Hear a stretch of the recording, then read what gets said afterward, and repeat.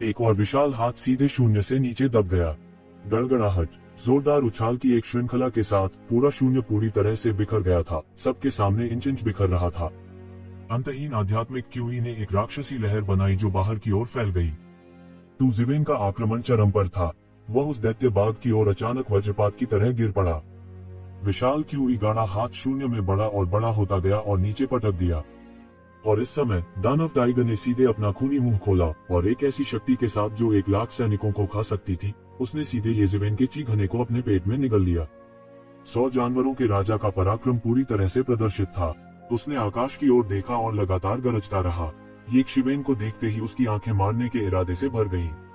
इस आदमी के सामने जिसने उसे इस तरह की दुर्दशा में धकेल दिया था, उसके पास अपने असली शरीर को प्रकट करने के अलावा कोई विकल्प नहीं था।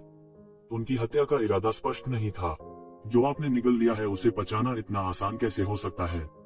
हालांकि जब येज़ेवेन ने देखा कि उसका क्यूई गाढ़ा हाथ एक घूंट में निगल लिया गया था, तो उसने उपहास किया और थोड़ा तिरस्कार किया। विस्फोट, जोर की चीख सुनाई दी। क्या कहा तुमने? इससे पहले कि दानव टाइगर अपनी बात खत्म कर पाता, उसने एक जोर का धमाका सुना। उसके पेट में क्यूई गाढ़ा हाथ अचानक एक जोरदार धमाके के साथ फट गया। अनगिनत आध्यात्मिक क्यूई ने एक शॉक वेव बनाई जो अंतहीन संख्या में ब्लेड की तरह थी, जिसने उसके शरीर में कहर भर पाया। फिर दानव टाइगर ने एक दयनीय रोना छोड़ दिया और उसे सीधे उड़ते हुए भेज दिया गया। तभी सबने देखा कि इसका पेट पहले ही टुकड़े टुकड़े हो चुका था। एक बड़ा छेद फूट गया था और हर जगह मांस और खून उड़ रहा था।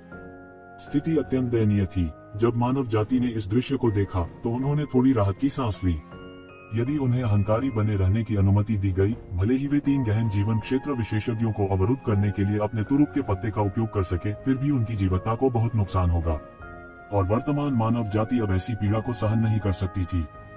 वरिष्ठ, इस समय जब वांगचोंग ने दानव टाइगर की दयनीय स्थिति देखी तो उसकी अभिव्यक्ति बहुत बदल गई। वह जल्दी से देखने के लिए दौड़ा, लेकिन उसने देखा कि एक तेज तलवार क्यूई सीधे क्षितिज को भेदती हुई सीधे उसके सिर की ओर जा रही थी। उनके दिमाग के पुर्जे हिल चुके थे। उन्हें उनके बड़े भाई ने पहले ही सबक सिखा दिया था। इस समय उन्हें नहीं लगा कि उन्होंने इस व्यक्ति को कमाका है। उसने मन ही मन सोचा कि यह व्यक्ति कौन था और मानव कुल में इतना शक्तिशाली विशेषज्ञ कब प्रकट हुआ। पहले मानव जाति के पास कुछ पुराने गहन जीवन क्षेत्र विशेषज्ञ भी थे। हालांकि वे दूसरों से मिलने बाहर नहीं जाते थे, फिर भी उनके स्तर के लोग उन्हें देख सकते थे। इसलिए वह गहन जीवन क्षेत्र के उन विशेषज्ञों को अच्छी तरह जानता था। उसने उन पुराने गहन जीवन क्षेत्र के विशेषज्ञों की परवाह नहीं की। यहाँ तक अगर वे अभी भी जीवित होते तो संभवतः वे उसके मैच नहीं हो सकते थे। कौन कल्पना कर सकता था कि यह व्यक्ति वास्तव में इतना अविश्वसनीय होगा, प्रकट होते ही अपने वरिष्ठ को भारी चोट पहुंचाएगा। यह बहुत चौंकाने वाला था। हम्फ, आपके वान कबीले ने दुष्ट की मदद की और मानव जाति को धोखा दिया। मैं ही था जिसने आपको उखाड़ फेंका। यदि आप मेरा जीवन चाहते हैं तो ऐ मानव जाति के साथ विश्वासघात करने वाले मृत्यु के पात्र हैं। अभी तुम आप सही और गलत के बीच अंतर नहीं कर सकते। आप लंबे समय से उनके समान स्तर तक गिर चुके हैं और फिर भी आप अभी भी माउंट क्यूई की मानव जाति का अंत तक वध करना चाहते हैं। मुझे ऐसा लगता है कि तुम सच में पागल हो गए हो, पागल हो गए हो। शून्य से एक बेहद ठंडी आवाज आई, जिससे तुरंत वांगचोंग का दिल जम गया। एक क्षण के झटके के बाद उसकी आंखें रक्तरंजित हो गईं और क्रोध तुरंत उसके पैरों के तलवों से सिर पर चढ़ गया। यू आर येज़ेवेन। उसने अपना सिर उठाया और देखा कि वह नीले रंग के कपड़े पहने एक युवक था, जिसके पास स्वॉर्ड क्यूई से बनी तलवार थी। जैसे ही वह हवा में खड़ा हुआ, उसका चेहरा जो बहुत सुंदर नहीं माना जा सकता था, वर्तमान में उदासीनता से भरा हुआ था। उसकी आंखों में रत्ती भर भी दया नहीं थी, केवल मूसलाधार हत्या का इरादा था। ठीक है, मैं येज़ेवेन हूँ। येज़ेवेन ने इससे इनकार नहीं किया। फिर मेरे लिए भाड़ में जाओ, वांगचोंग चिल्लाया। उसकी आंखें लाल हो गईं और एक पागल बाघ की तरह वह मारने के लिए सीधे येज़ेवेन की दिशा में झपटा। बूम! अचानक एक रहस्यमय क्षेत्र के गुरु की भयानक शक्ति जारी हो गई। असीम जबरदस्ती ने अपने रास्ते में सब कुछ कुचल दिया और तुरंत एक विशाल डोमेन में भौतिक हो गया, जिसने सीधे येज़ेवेन को घेर लिया। येज़ेवेन सीधे डोमेन में फंस गया था और अचानक उसे लगा जैसे वह एक दलदल में गिर गया हो। हर कदम नियमों की शक्तिशाली शक्ति से बंधा हुआ था और उसके लिए स्वतंत्र रूप से आगे बढ़ने का कोई रास्ता नहीं था। आज का दिन तुम मरो। अगले ही पल वांगचोंग पहले ही येज़ेवेन के सामने झपट्टा मार चुका था। इस डोमेन में वह एक ईश्वर था, दुनिया का एकमात्र ईश्वर, और हर चीज पर हावी हो सकता था। मेरे डोमेन में कोई भी बच नहीं सकता। वांगचोंग के हाथ में एक चौड़ा लंबा ब्लेड दिखाई दिया, जिससे एक भयानक रोशनी निकल रही थी। ब्लेड की रोशनी सभी दिशाओं में फैल गई और येज़ेवेन की दिशा में जमकर कट गई। ब्लेड की रोशनी करीब और करीब आ रही थी, लेकिन ऐसा लग रहा था कि येज़ेबेन बिल्कुल भी हिलने में सक्षम नहीं थी और कोई प्रतिक्रिया नहीं हुई। वांग चोंग के चेहरे पर कुछ भयावह मुस्कान दिखाई दे रही थी, जैसे कि वह येज़ेबेन के आधे हिस्से में काटे जाने के दृश्य को देख सकता था, और अंत में उसने अपना बदला ले लिया। हालांकि उस महत्वपूर्ण क्षण में एक जोरदार दहाड़ सुनाई दी। दांग ध्वनि एक राक्षसी ध्वनि तरंग में बदल गई और सभी दिशाओं में बह गई। हर कोई चौंक गया और जल्दी से मुड़कर देखा, केवल यह देखने के लिए कि जब ब्लेड येज़ेबेन के सिर से 3 इंच दूर था तो उसे एक बड़े हाथ से रोका गया, और उन्होंने देखा कि येज़ेबेन के हाथ से एक सुनहरी रोशनी निकल रही थी और धधकती हुई रोशनी स्वर्ग और पृथ्वी के बीच चमक रहा था। इतना मजबूत, उसका शरीर इतना मजबूत है, वह आसानी से इस हमले को झेल सकता है, और थोड़ी सी भी कठिनाई नहीं, उसका शरीर एक जादू उपकरण के बराबर है। बहुत से लोग अचानक चौंक गए थे। हालांकि इससे पहले भी येज़ेबेन को लंबा भला प्राप्त करने का रिकॉर्ड था, लेकिन आखिरकार यह उतना चौंकाने वाला नहीं था जितना कि येज़ेबेन को अपनी आंखों से ब्लेड प्राप्त करते हुए देखना था। यह कैसे संभव है? यहाँ तक वांग चोंग, जो क्रोध के उन्माद में था, सदमे महसूस कर रहा था। कोई उस झटके की कल्पना कर सकता है जो येज़ेबेन ने उन्हें दिया था। हाँ, यह पता चला है कि वांग परिवार के पुराने पितामह केवल इतने ही हैं। कोई आश्चर्य नहीं कि वांग परिवार अपने कबीले को महिमा के लिए बेचना चाहता है और मुझे मारना चाहता है। अगर यह सब आपके पास है तो आप अभी भी हैं से बहुत दूर। येज़ेबेन के मुंह में कुछ तिरस्कारपूर्ण मुस्कान आ गई। आप मौत को दावत दे रहे हैं। वांग चोंग येज़ेबेन द्वारा घबराया हुआ और चिढ़ गया था। उसने तुरंत दूसरा हमला किया। उसके हाथ में लंबा ब्लेड एक बार फिर से कट गया और ब्लेड लाइट आकाश के माध्यम से अनगिनत आफ्टर इमेज छोड़कर चली गई। प्रत्येक ब्लेड एक आफ्टर इमेज था, लेकिन प्रत्येक ब्लेड वास्तविक था। एक सामान्य व्यक्ति के लिए असली और नकली के बीच अंतर करना मुश्किल था, और वे ब्लेड तकनीक के इस सेट से पराजित हो जाते थे। हालांकि ब्लेड की छाया से भरे इस आकाश के सामने येज़ेबेन जल्दी में नहीं थे और सीधे आकाश में शून्य को पकड़ लिया। चाहे वह असली ब्लेड की छाया हो या नकली ब्लेड की छाया, उन सभी को तुरंत उसके द्वारा कुचल दिया गया था और एक पल में गायब हो गया। यदि यह इस तथ्य के लिए नहीं था कि ब्लेड की रोशनी से कटे हुए आकाश में आकाश अभी तक बरामद नहीं हुआ था, तो हर कोई डरता था कि उनकी आंखें उन पर चाल चल रही थी, लेकिन वास्तव में कुछ भी नहीं हुआ था। यह येज़ेबेन इतना मजबूत है, यह कैसे हो सकता है? यह वांग चोंग, वह कई साल पहले ही गहन जीवन क्षेत्र में प्रवेश कर चुका है और फिर सीधे गहन दुनिया में प्रवेश कर चुका है। उसका प्रदर्शन अब येज़ेबेन जितना शक्तिशाली क्यों नहीं है? यह सही है, केवल वांग चोंग ही नहीं बल्कि उसका वरिष्ठ भाई भी। क्या वह भी येज़ेबेन के लिए एक मैच नहीं है? भयंकर, बहुत भयंकर। उसने केवल कुछ वर्षों के लिए खेती की है, लेकिन वह वास्तव में इतना भयानक है। भविष्य में उसके लिए राजा बनना और अपने दाव को साबित करना असंभव नहीं है। अतुलनीय रूप से शक्तिशाली येज़ेबेन के सामने हालांकि देखने वाले इतने घबराए नहीं थे, फिर भी उनमें 100 अलग अलग भावनाएं थीं। कुछ लोग येज़ेबेन की अत्याचारी ताकत से हैरान थे, कुछ खुश थे और कुछ अनिच्छुक और क्रोधित थे। वह आकाश में खड़ा था, भाले की तरह सीधा, बादलों में उठा हुआ। येज़ेबेन, जिसने अपनी पूरी युद्ध शक्ति का प्रदर्शन किया था, के बारे में यह भी कहा जा सकता है कि वह सामान्य युद्ध शक्ति की तुलना में स्वर्ग और पृथ्वी के स्तर तक पहुंच गया था। दूसरों की दृष्टि में यह बस एक अकल्पनीय बात थी। आप केवल इतने ही हैं, फिर मेरी बारी है। येज़ेबेन हल्के से चिल्लाए। उनकी नजर में वांग चोंग की ताकत की तुलना फैंग युआन से भी नहीं की जा सकती थी, और यह उनके लिए बिल्कुल भी मेल नहीं थी। मैं देखना चाहता हूं कि आपके हेवन वेस्टलैंड पैलेस की किस तरह की पृष्ठभूमि है। आप लोग एक साथ मेरे पास आ सकते हैं। एक एक करके लड़ना समय की बर्बादी है। अभिमानी, वह ठंडी औरत ठंड से चिल्लाए। ऐसा लग रहा था कि वो येज़ेबेन को उसके अहंकार के लिए फटकार रही थी। हालांकि उसके हमले की गति बिल्कुल भी धीमी नहीं थी। एक लंबा कोड़ा अजगर की तरह फूट पड़ा। यह शून्य में बह गया और इसके रास्ते में सब कुछ तोड़ दिया। यह सीधे येज़ेबेन के सिर पर जा लगी। टकराना, सोने और लोहे के टकराने जैसी एक बड़ी टक्कर की आवाज। लंबा कोड़ा सीधे येज़ेबेन के हाथ में पकड़ा गया, उसे कोई नुकसान नहीं पहुंचा सका। और इस समय अधेड़ उम्र के व्यक्ति का फिगर सीधे येज़ेबेन के पीछे दिखाई दिया। उसके शरीर पर लगी चोटें भी लगभग ठीक हो गई थी। हालांकि यह येज़ेबेन की फीनिक्स रिजनरेशन तकनीक जितनी तेज नहीं थी। एक गुप्त दवा निगलने के बाद वह जल्दी से 70 से 80% ठीक हो गया। उसके लंबे भाले ने सब कुछ तोड़ दिया और अनंत भाले की चमक शून्य में संघनित हो गई। शून्य में भाले के अनगिनत सिद्धांत लगातार उबलते हुए, चमकते हुए और एक पल में येज़ेबेन की ओर चुप गए। अभी अभी हमले के बाद वे कैसे नहीं समझ सकते थे कि येज़ेबेन की ताकत अत्याचारी थी और शायद उनमें से कोई भी उससे अकेले निपट नहीं सकता था। यदि वे सेना में शामिल नहीं हो सके तो उन्हें डर था कि वे भी खतरे में पड़ जाएंगे। भाले की चमक ने विशाल आकाश को तोड़ दिया। मानो एक पल में आकाश और पृथ्वी के बीच सब कुछ ढंक दिया। केवल भाले की चमक की गर्जना छोड़ दी जब वह आकाश से टूट गया और छेदने की कान छिदवाने वाली आवाज। बूम! एक भयानक मशरूम का बादल उमड़ पड़ा और बड़ा होता गया। एक पल में सब कुछ कवर कर लिया। इस हड़ताल में स्पीयर डाउ के असीम कानून शामिल थे, जो सीधे परमाणुओं को कुचलते थे और परमाणु विस्फोट का कारण बनते थे। सभी ने एक के बाद एक अपनी जादुई आंखें खोली और देखा कि एक शिवेन परमाणु विस्फोट के केंद्र में खड़ी थी। उसके चेहरे पर कोई भाव नहीं था। उसका पूरा शरीर प्रकाश की सुनहरी किरणों से झिलमिला रहा था और वह उसकी रक्षा कर रहा था।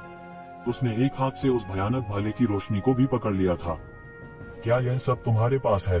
ये शिवेन ने उपहास किया और फिर से हमला किया। उसका बड़ा हाथ शून्य की ओर लपका और एक तेज तलवार प्रकट हुई। तलवार से निकलने वाली अंतहीन सुनहरी रोशनी, जैसे ही वह बाहर निकली, अंतरिक्ष में एक बड़ी दरार पैदा कर दी। ये शिवेन की तलवार से हर कोई हैरान था। यह उनकी कल्पना से कहीं अधिक अत्याचारी था। तलवार की रोशनी तुरंत बुझ गई और अधेड़ उम्र के व्यक्ति की ओर जा गिरी। अधेड़ उम्र के व्यक्ति के शरीर पर एक विशाल कवच प्रकट हुआ। यह एक चमड़े का कवच था, लेकिन यह कोई साधारण चमड़े का कवच नहीं था। यह उनके कबीले के पूर्वज के फर से बनाया गया था और इसमें असाधारण शक्ति थी। बूम! तलवार का प्रकाश सीधे चमड़े के कवच पर गिरा। चमड़े का कवच तुरंत तीव्र प्रकाश के साथ फटने लगा, जिससे एक हिंसक उल्टाव हुआ। हालांकि तलवार की रोशनी और भी तेज थी। तलवार चलाने के नियम ने सब कुछ फाड़ डाला। उस अनंत प्रकाश को ये शिवेन ने मौके पर ही तोड़ दिया। फिर तलवार की रोशनी ने चमड़े के कवच पर एक बड़ी दरार काट दी। कुछ ही रक्त के छींटे बाहर निकल आए और शून्य में एक रक्त स्तंभ बन गया। यह एक विहंगम दृश्य था। उसके बाद ये शिवेन बिल्कुल नहीं रुका। तलवार की रोशनी एक बार फिर बिखर गई और उसके पीछे से फिसल गई। वांग चोन की लंबी कृपाण पहले ही ये शिवेन की पीठ की ओर गिर गई थी। इस समय उसके पास हमला करने के अलावा कोई चारा नहीं था। उन्होंने मूल रूप से सोचा था कि उनके वरिष्ठ भाई लंबे समय तक टिके रहेंगे। कौन जानता था कि वो ये शिवेन से पल भर में हार जाएगा। ऐसा मंजर वाकई भयानक था। बजना, कृपाण और तलवार टकराए और एक हिंसक गर्जना के साथ फूट पड़ी। दोनों पक्षों के बीच टक्कर के ठीक बाद एक किंग स्टेज विशेषज्ञ उड़ान भर सकता है। एक किंग स्टेज विशेषज्ञ की तुलना में एक गहन दायरे के विशेषज्ञ की ताकत में बस एक पृथ्वी टूटने वाला परिवर्तन था। दोनों पक्षों के बीच हुई भीषण टक्कर प्रलय के दिन जैसा दृश्य था। हर जगह बिखरा हुआ था और अंतरिक्ष खुल रहा था और बंद हो रहा था। यह बेहद भयानक था। इस समय ठंडी महिला का लंबा चाबुक पहले ही बज चुका था। इसने सीधे तौर पर एक असीम तूफान खड़ा कर दिया और हेवन वेस्टलैंड पैलेस की एक गुप्त तकनीक को सीधे उड़ा दिया। ये शिवेन ने डर थी। उसने अपने दूसरे हाथ से बेरहमी से हमला किया और उस ठंडी महिला की ओर एक मुक्का मारा। गड़गड़ाहट, एक अतुलनीय तेज दहाड़ सुनाई दी। Tiger devours the world. अचानक एक अतुलनीय तेज गर्जना के बाद आकाश से एक विशाल छाया उतरी, दुनिया को तिरस्कार से देख रही थी। यह एक भयानक बाघ दानव था। हालांकि यह केवल एक छाया थी, लेकिन इसमें अजेय शक्ति थी। अधेड़ उम्र के व्यक्ति ने टाइगर भगवान की रक्त रेखा को सक्रिय किया और एक विशाल मैनहोल कवर बनाया। हालांकि प्रेत का पंजा सीधे ये शिवेन की ओर गिरा। जब सभी ने यह दृश्य देखा तो वे लगभग मौत से डर गए। वे विश्वास नहीं कर पा रहे थे कि वे किस प्रकार के भयानक अस्तित्व को देख रहे थे। यह एक ईश्वर की इच्छा का प्रक्षेपण था और यह उसके अपने रक्त रेखा से प्रेरित था। इस समय कौन उस स्थान पर रहने का साहस करेगा जहां दोनों पक्ष लड़ रहे थे? क्या यह मौत को दावत देना नहीं होगा? क्या मजाक? प्रोफाउंड रियल्म के 4 विशेषज्ञों के बीच की लड़ाई एक अत्यंत भयानक युद्ध क्षेत्र बनाने के लिए पर्याप्त थी। उनके लिए 10,000 मील के दायरे वाले क्षेत्र को नष्ट करना मुश्किल नहीं होगा। यदि नियंत्रण और संतुलन नहीं होता तो पूरा क्यूई पर्वत भी नष्ट हो जाता। सौभाग्य से सभी के गठन की सीमा में लौटने के बाद उन्होंने बहुत अधिक आराम महसूस किया। सबसे महत्वपूर्ण क्षण में यह अभी भी पूर्वजों द्वारा छोड़ी गई संरचना थी जो सबसे सुरक्षित थी। उस आदमी के पास वास्तव में एक भगवान का खून है और वह वास्तव में इसे इस हद तक सक्रिय कर सकता है। यह वास्तव में भयानक है। बहुत से लोग बेहद चौंक गए थे। मानव जाति के उच्चाधिकारियों में से एक के रूप में उनकी दृष्टि स्वाभाविक रूप से खराब नहीं थी। आखिरकार दूरस्थ प्राचीन काल अतुलनीय रूप से गौरवशाली हुआ करता था।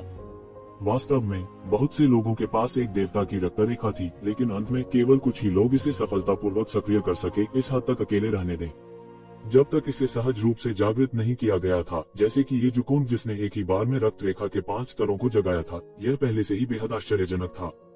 टाइगर भगवान का यह प्रेत अजेय था और इसके विशाल पंजे नीचे दब गए, जिससे शून्य पूरी तरह से ढह गया। इस टाइगर भगवान की गति अनंत थी और इसकी शक्ति असीम थी। यह ऐसा था मानो सभी जानवरों का राजा अचानक प्रकट हुआ हो और दुनिया में सब कुछ दबा दिया हो। यह साक्षात देवता थे। अब भले ही रक्त रेखा का केवल एक निशान सक्रिय हो गया हो, यह अभी भी भयानक था। हर किसी की नजरों में इस भयानक अस्तित्व के सामने येज़ेबेल की अभिव्यक्ति नहीं बदली। उनके शरीर में निरीक्षण व्यक्ति शास्त्र चल रहा था और अत्याचारी शरीर की तकनीक उबल रही थी। एक दबंग और अद्वितीय आभा ने आकाश को भर दिया, जैसे कि एक अद्वितीय अधिपति युद्ध के मैदान में लड़ रहा हो। येज़ेबेल की अत्याचारी शरीर तकनीक बिना रुके चल रही थी और उसके हाथ में लंबी तलवार सीधे एक भयानक प्रकाश खींचती थी और फिर तुरंत बाहर निकल गई और टाइगर भगवान के प्रेत से जमकर टकराए। बूम! अतुलनीय रूप से जोरदार धमाके के साथ लंबी तलवार ने पंजे को जोर से काट दिया। एक पल में दोनों ओर से अनंत प्रकाश छिटक गया। इस हिंसक टक्कर से आसमान और धरती थर्रा उठी। सबके सामने यह डोमिनोज की तरह था, एक पल में पूरी तरह से ढह गया।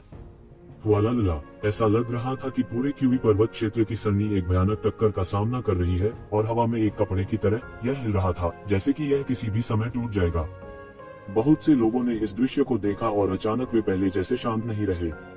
हालांकि वे प्राचीन युग में बहुत आश्वस्त थे और प्राचीन युग ने अतीत में अनगिनत बार मानव जाति को बचाया था, लेकिन अब येज़ेबेल और टाइगर भगवान के बीच लड़ाई को देखते हुए उनमें अचानक बहुत आत्मविश्वास नहीं था। क्या व्यू रचना वास्तव में इतनी भयानक लड़ाई का सामना करने में सक्षम होगी?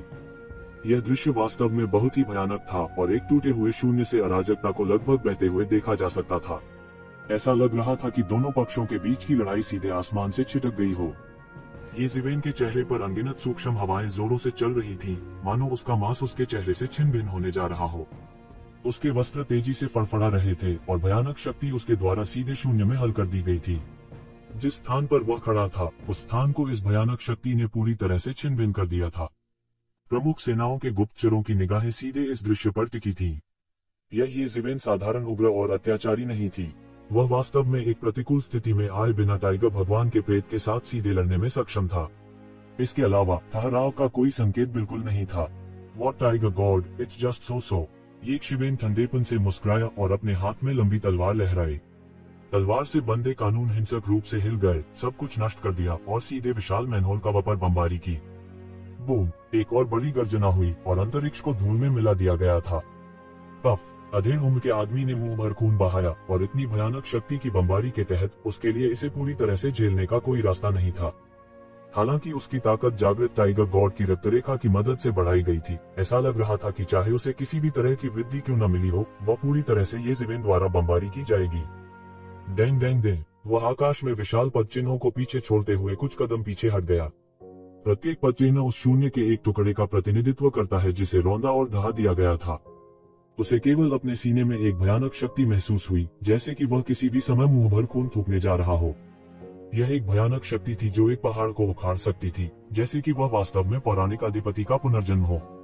जैसे जैसे अधेड़ आदमी बार बार पीछे हटता गया, बाघ भगवान की छाया भी अचानक बहुत पतली हो गई। अभी की तुलना में यह स्वाभाविक रूप से बहुत हीन था। इस समय येज़ेबेल के हमले की अगली लहर लगभग एक छाया की तरह थी, सीधे टाइगर देवता पर बमबारी कर रही थी। आकाश के ऊपर उसका बड़ा हाथ शून्य की ओर पकड़ लिया और अचानक शून्य में एक लंबा भला बन गया, अनगिनत दिव्यताओं के साथ एकीकृत, एक राक्षसी दिव्य चमक के साथ, और सीधे टाइगर देवता की छाया की ओर चुप गया। बूम! टाइगर भगवान की छाया सीधे लंबे भाले से घुस गई थी और जमीन पर जमकर कील ठोकी गई थी, हिलने में असमर्थ थी। डर के मारे सब चुप रहे। उन्हें विश्वास नहीं हुआ। उन्होंने बाघ देवता के प्रेत की शक्ति को भी महसूस किया था। यह वास्तव में अत्याचारी और भयानक था। जब यह येज़ेबेल के साथ लड़ा, पूरे क्यूबी पर्वत क्षेत्र में कई मैट्रिक्स सरणियां पागलपन से कांपने लगी। कोई सोच सकता है कि यह कितना भयानक था। टाइगर भगवान की छाया के कारण अधेड़ उम्र के आदमी की युद्ध शक्ति भी चरम पर पहुंच गई। टाइगर भगवान की छाया अभी भी उठने के लिए संघर्ष करना चाहती थी। आखिरकार यह एक लाश नहीं थी, इसलिए भले ही यह लंबे भाले से छेदा गया हो, यह घातक नहीं था और यह अभी भी उठने के लिए संघर्ष कर सकता था। वापसी करना चाहते हो? सपने देखते रहो, येज़ेबेल ने उपहास किया और अचानक अपना पैर पटक दिया। बूम! धरती हिलने और पहाड़ हिलने का एक और विस्फोट हुआ और पूरी आभासी छाया सीधे जमीन पर आ गई। उसे येज़ेबेल ने लात मारी और उसका पूरा शरीर धीरे धीरे बिखरने लगा। फिर एक जोरदार धमाके के साथ यह पूरी तरह से पाउडर में बिखर गया। पफ! अधेड़ उम्र के आदमी ने सीधे मुंह से खून बहाया और उसका शरीर अचानक उड़ गया। टाइगर भगवान की छाया उसके साथ तब से जुड़ी हुई थी जब उसने उसे बुलाया था और अब उसे सीधे येज़ेबेल ने तोड़ दिया था। उनके लिए यह एक बहुत बड़ा झटका भी था। उसकी आंखों ने येज़ेबेल को अविश्वास से देखा। मैंने अपना तुरुप का पत्ता इस्तेमाल किया, लेकिन मैं अभी भी येज़ेबेल विरोधी नहीं हूँ। जिवेन कितना अत्याचारी है, हालांकि उसका झटका केवल 1 सेकंड के लिए ही रहा, क्योंकि अगले सेकंड में ये जिवेन पहले ही उसके सामने दौड़ पड़ा था और उसके हाथ में लंबी तलवार सीधे सुनहरी रोशनी से भरा आकाश ले जा रही थी और सीधे उसके निचले पेट में जा घुसी। पफ! सुनहरी लंबी तलवार सीधे उसके आर पार हो गई और खून फूल की तरह खिल उठा। वह महसूस कर सकता था कि उसके शरीर में जीवन शक्ति खतरनाक गति से बह रही थी। तुम मेरा बेटा नहीं हो सकता, मेरा बेटा है। तुम्हारा क्या मतलब है तुम्हारा बेटा, तुम्हारा पोता? ये जिवेन ने सीधे अपनी तलवार खींच ली। उसने पीछे मुड़कर नहीं देखा और सीधे वांग चोन की ओर बढ़ा, क्योंकि वह जानता था कि यह अधेड़ उम्र का आदमी मर चुका था। आपने वास्तव में उसे मारने की हिम्मत की? क्या आप जानते हैं कि वह कौन है? वांग चोन ने अधेड़ उम्र के व्यक्ति को देखा जिसे ये जिवेन ने चाकू मारकर सदमे में मार डाला था। क्या ऐसा हो सकता है कि वह किसी और का बेटा है? ये जिवेन ने तिरस्कार पूर्वक उपहास किया, लेकिन उसके हाथ बिल्कुल भी धीमे नहीं हुए। तलवार की रोशनी सीधे विशाल आकाश में फैल गई। उसकी गति अत्यंत तीव्र थी। बजना, बजना, बजना। ये जिवेन की तलवार और वांग चोन की लंबी कृपाण में भयंकर टक्कर हुई। गति एक पहाड़ की तरह थी। वह एक ही बार में उन तीनों से छुटकारा पाना चाहता था। जांच जारी रखने का कोई मतलब नहीं था। चाहे वे कहीं से भी आए हों, इन लोगों को आज जीवित नहीं छोड़ा जा सकता था। जिस क्षण से वांग चोन ने कहा कि वह माउंट क्यूई में सभी को मारना चाहता है, बफर के लिए कोई जगह नहीं थी। अगर उसने ऐसा नहीं भी कहा तो भी ये जिवेन उसका निशाना थी, इसलिए यह कहा जा सकता है कि दोनों पक्षों के बीच बफरिंग के लिए कोई जगह नहीं थी। उन्होंने वांग चोन को बिल्कुल भी जगह नहीं दी। उसने सीधे अपनी तलवार से वार किया। वांग चोन के पास कुछ कहने का समय भी नहीं था, इससे पहले कि वो एक जिवेन द्वारा बार बार पीटा गया। हर कोई हैरान रह गया। ये जिवेन उन तीनों को यहाँ मारना चाहती है। क्या वह जानता था कि स्वर्ग बंजर भूमि महल का क्या अर्थ है? वह एक गहरा क्षेत्र विशेषज्ञ था। किसी भी विशेषज्ञ के लिए खेती करना आसान नहीं था, लेकिन वह ऐसे ही मारा गया। तुम मर चुके हो। तुमने उसे मारने की हिम्मत भी की। अब तुम्हें कोई नहीं बचा सकता। ठंडी औरत गुस्से से पागल होने वाली थी। जब वह लौटेगी तो उसे जो भयानक सजा मिलेगी, उसके बारे में सोचकर ही वह सिहर उठी। वह इतने वर्षों से जीवित थी और तूफानों को देखने की अभ्यस्त थी, लेकिन जब उसने उस घटना के बारे में सोचा, तब भी उसे महसूस हुआ कि उसकी रीढ़ में ठंडक दौड़ रही है। उसने ठंडी सूंघी और उसके शरीर से एक शक्तिशाली ऊर्जा निकली। कुछ ही देर में एक शक्तिशाली ताबीज उड़ गया। ताबीज से एक भयानक दबाव निकला, आकाश को कुचल दिया और आदिकालीन अराजकता को हिला दिया। ताबीज आकाश में उड़ गया और अतुलनीय चमक के साथ खिल गया। यह दूसरे सूरज की तरह लग रहा था। वह क्या है? मानव जाति के अनगिनत लोग आश्चर्य से चिल्ला उठे। वे नहीं जानते थे कि यह ताबीज क्या है। यह इतना शक्तिशाली कैसे हो सकता है? इस पर एक भगवान की आभा है। क्या यह एक भगवान द्वारा छोड़ा गया ताबीज हो सकता है? यह स्वर्ग बंजर भूमि हॉल वास्तव में भयानक है और इसकी इतनी गहरी नींव है ये सोचना कि गहन जीवन अवस्था के एक साधारण आधिकारिक शिष्य के पास वास्तव में ऐसा रक्षात्मक ताबीज होगा। यह बिल्कुल अकल्पनीय है। उद्धरण चिन्ह। ये जिवेन ने अपनी आंखें उस पर टिका दी और देखा कि यह सहायक सड़क अनगिनत महान दाव सिद्धांतों से उकेरी गई थी। वह भी दिव्यता के तेज से जगमगा रहा था। वह इससे अधिक परिचित नहीं हो सकता था क्योंकि उसके शरीर में बहुत अधिक दिव्यता थी। अनगिनत कानून और नियम उस पर टिमटिमाते थे और एक असीम शक्ति का उत्सर्जन होता था। प्रारंभिक अवस्था में इसकी शक्ति असीम थी। जब यह दबाव कम हो गया तो इसने माउंट क्यूई के तल पर गठन को हिंसक रूप से पलट दिया और हिंसक रूप से उतार चढ़ाव किया। इस दबाव में कई प्राचीन जादुई उपकरण जागे, मानो वे उनका मुकाबला करने जा रहे हों। यह एक देवता द्वारा छोड़ा गया ताबीज है। इसकी ताकत असीम है और मुझे डर है कि यह आसमान को भी भेद सकता है। हेवन वेस्टलैंड हॉल की इतनी भयानक नींव है। वह सिर्फ एक आधिकारिक शिष्य है, लेकिन वास्तव में उसके पास ऐसा जादू उपकरण है। इस ताबीज के दबाव के सामने ये जिवेन के चेहरे पर अभिव्यक्ति नहीं थी। उसके सिर के ऊपर यिन यांग जीवन और मृत्यु आरेख को भरा। इस ताबीज के दबाव में उसका यिन यांग जीवन और मृत्यु आरेख वास्तव में अचानक ही जाग उठा था। कोई कल्पना कर सकता है कि इस ताबीज की गुणवत्ता कितनी उच्च होगी। Boom! Yin Yang life and death diagram ने एक ऐसा हमला किया जो बिजली की गति से आकाश को चकनाचूर कर सकता था। यह पृथ्वी से टकराने वाले धूमकेतु के समान चमकीला था। एक भयानक ध्वनि तरंग को स्थापित करते हुए एक विशाल दबी हुई ध्वनि पूरे ब्रह्मांड को हिलाती हुई प्रतीत हुई। युद्ध देख रहे अनगिनत मार्शल कलाकारों ने तुरंत अपने कानों में एक भयानक शक्ति उबलती महसूस की, जिससे उन्हें अस्थायी रूप से अपनी सुनवाई खोनी पड़ी। कोई सोच सकता है कि यह कितना भयानक था। धुआं और धूल फैल गई। इस तरह के हमले के तहत उस ठंडी महिला को वास्तव में जरा सी भी चोट नहीं आई थी। उसने बस ये जिवेन को ठंडेपन से देखा और कहा, मरने के लिए तैयार हो जाओ। यह एक तावीज है जिसे भगवान ने अपने रक्तसार का उपयोग करके परिष्कृत किया है।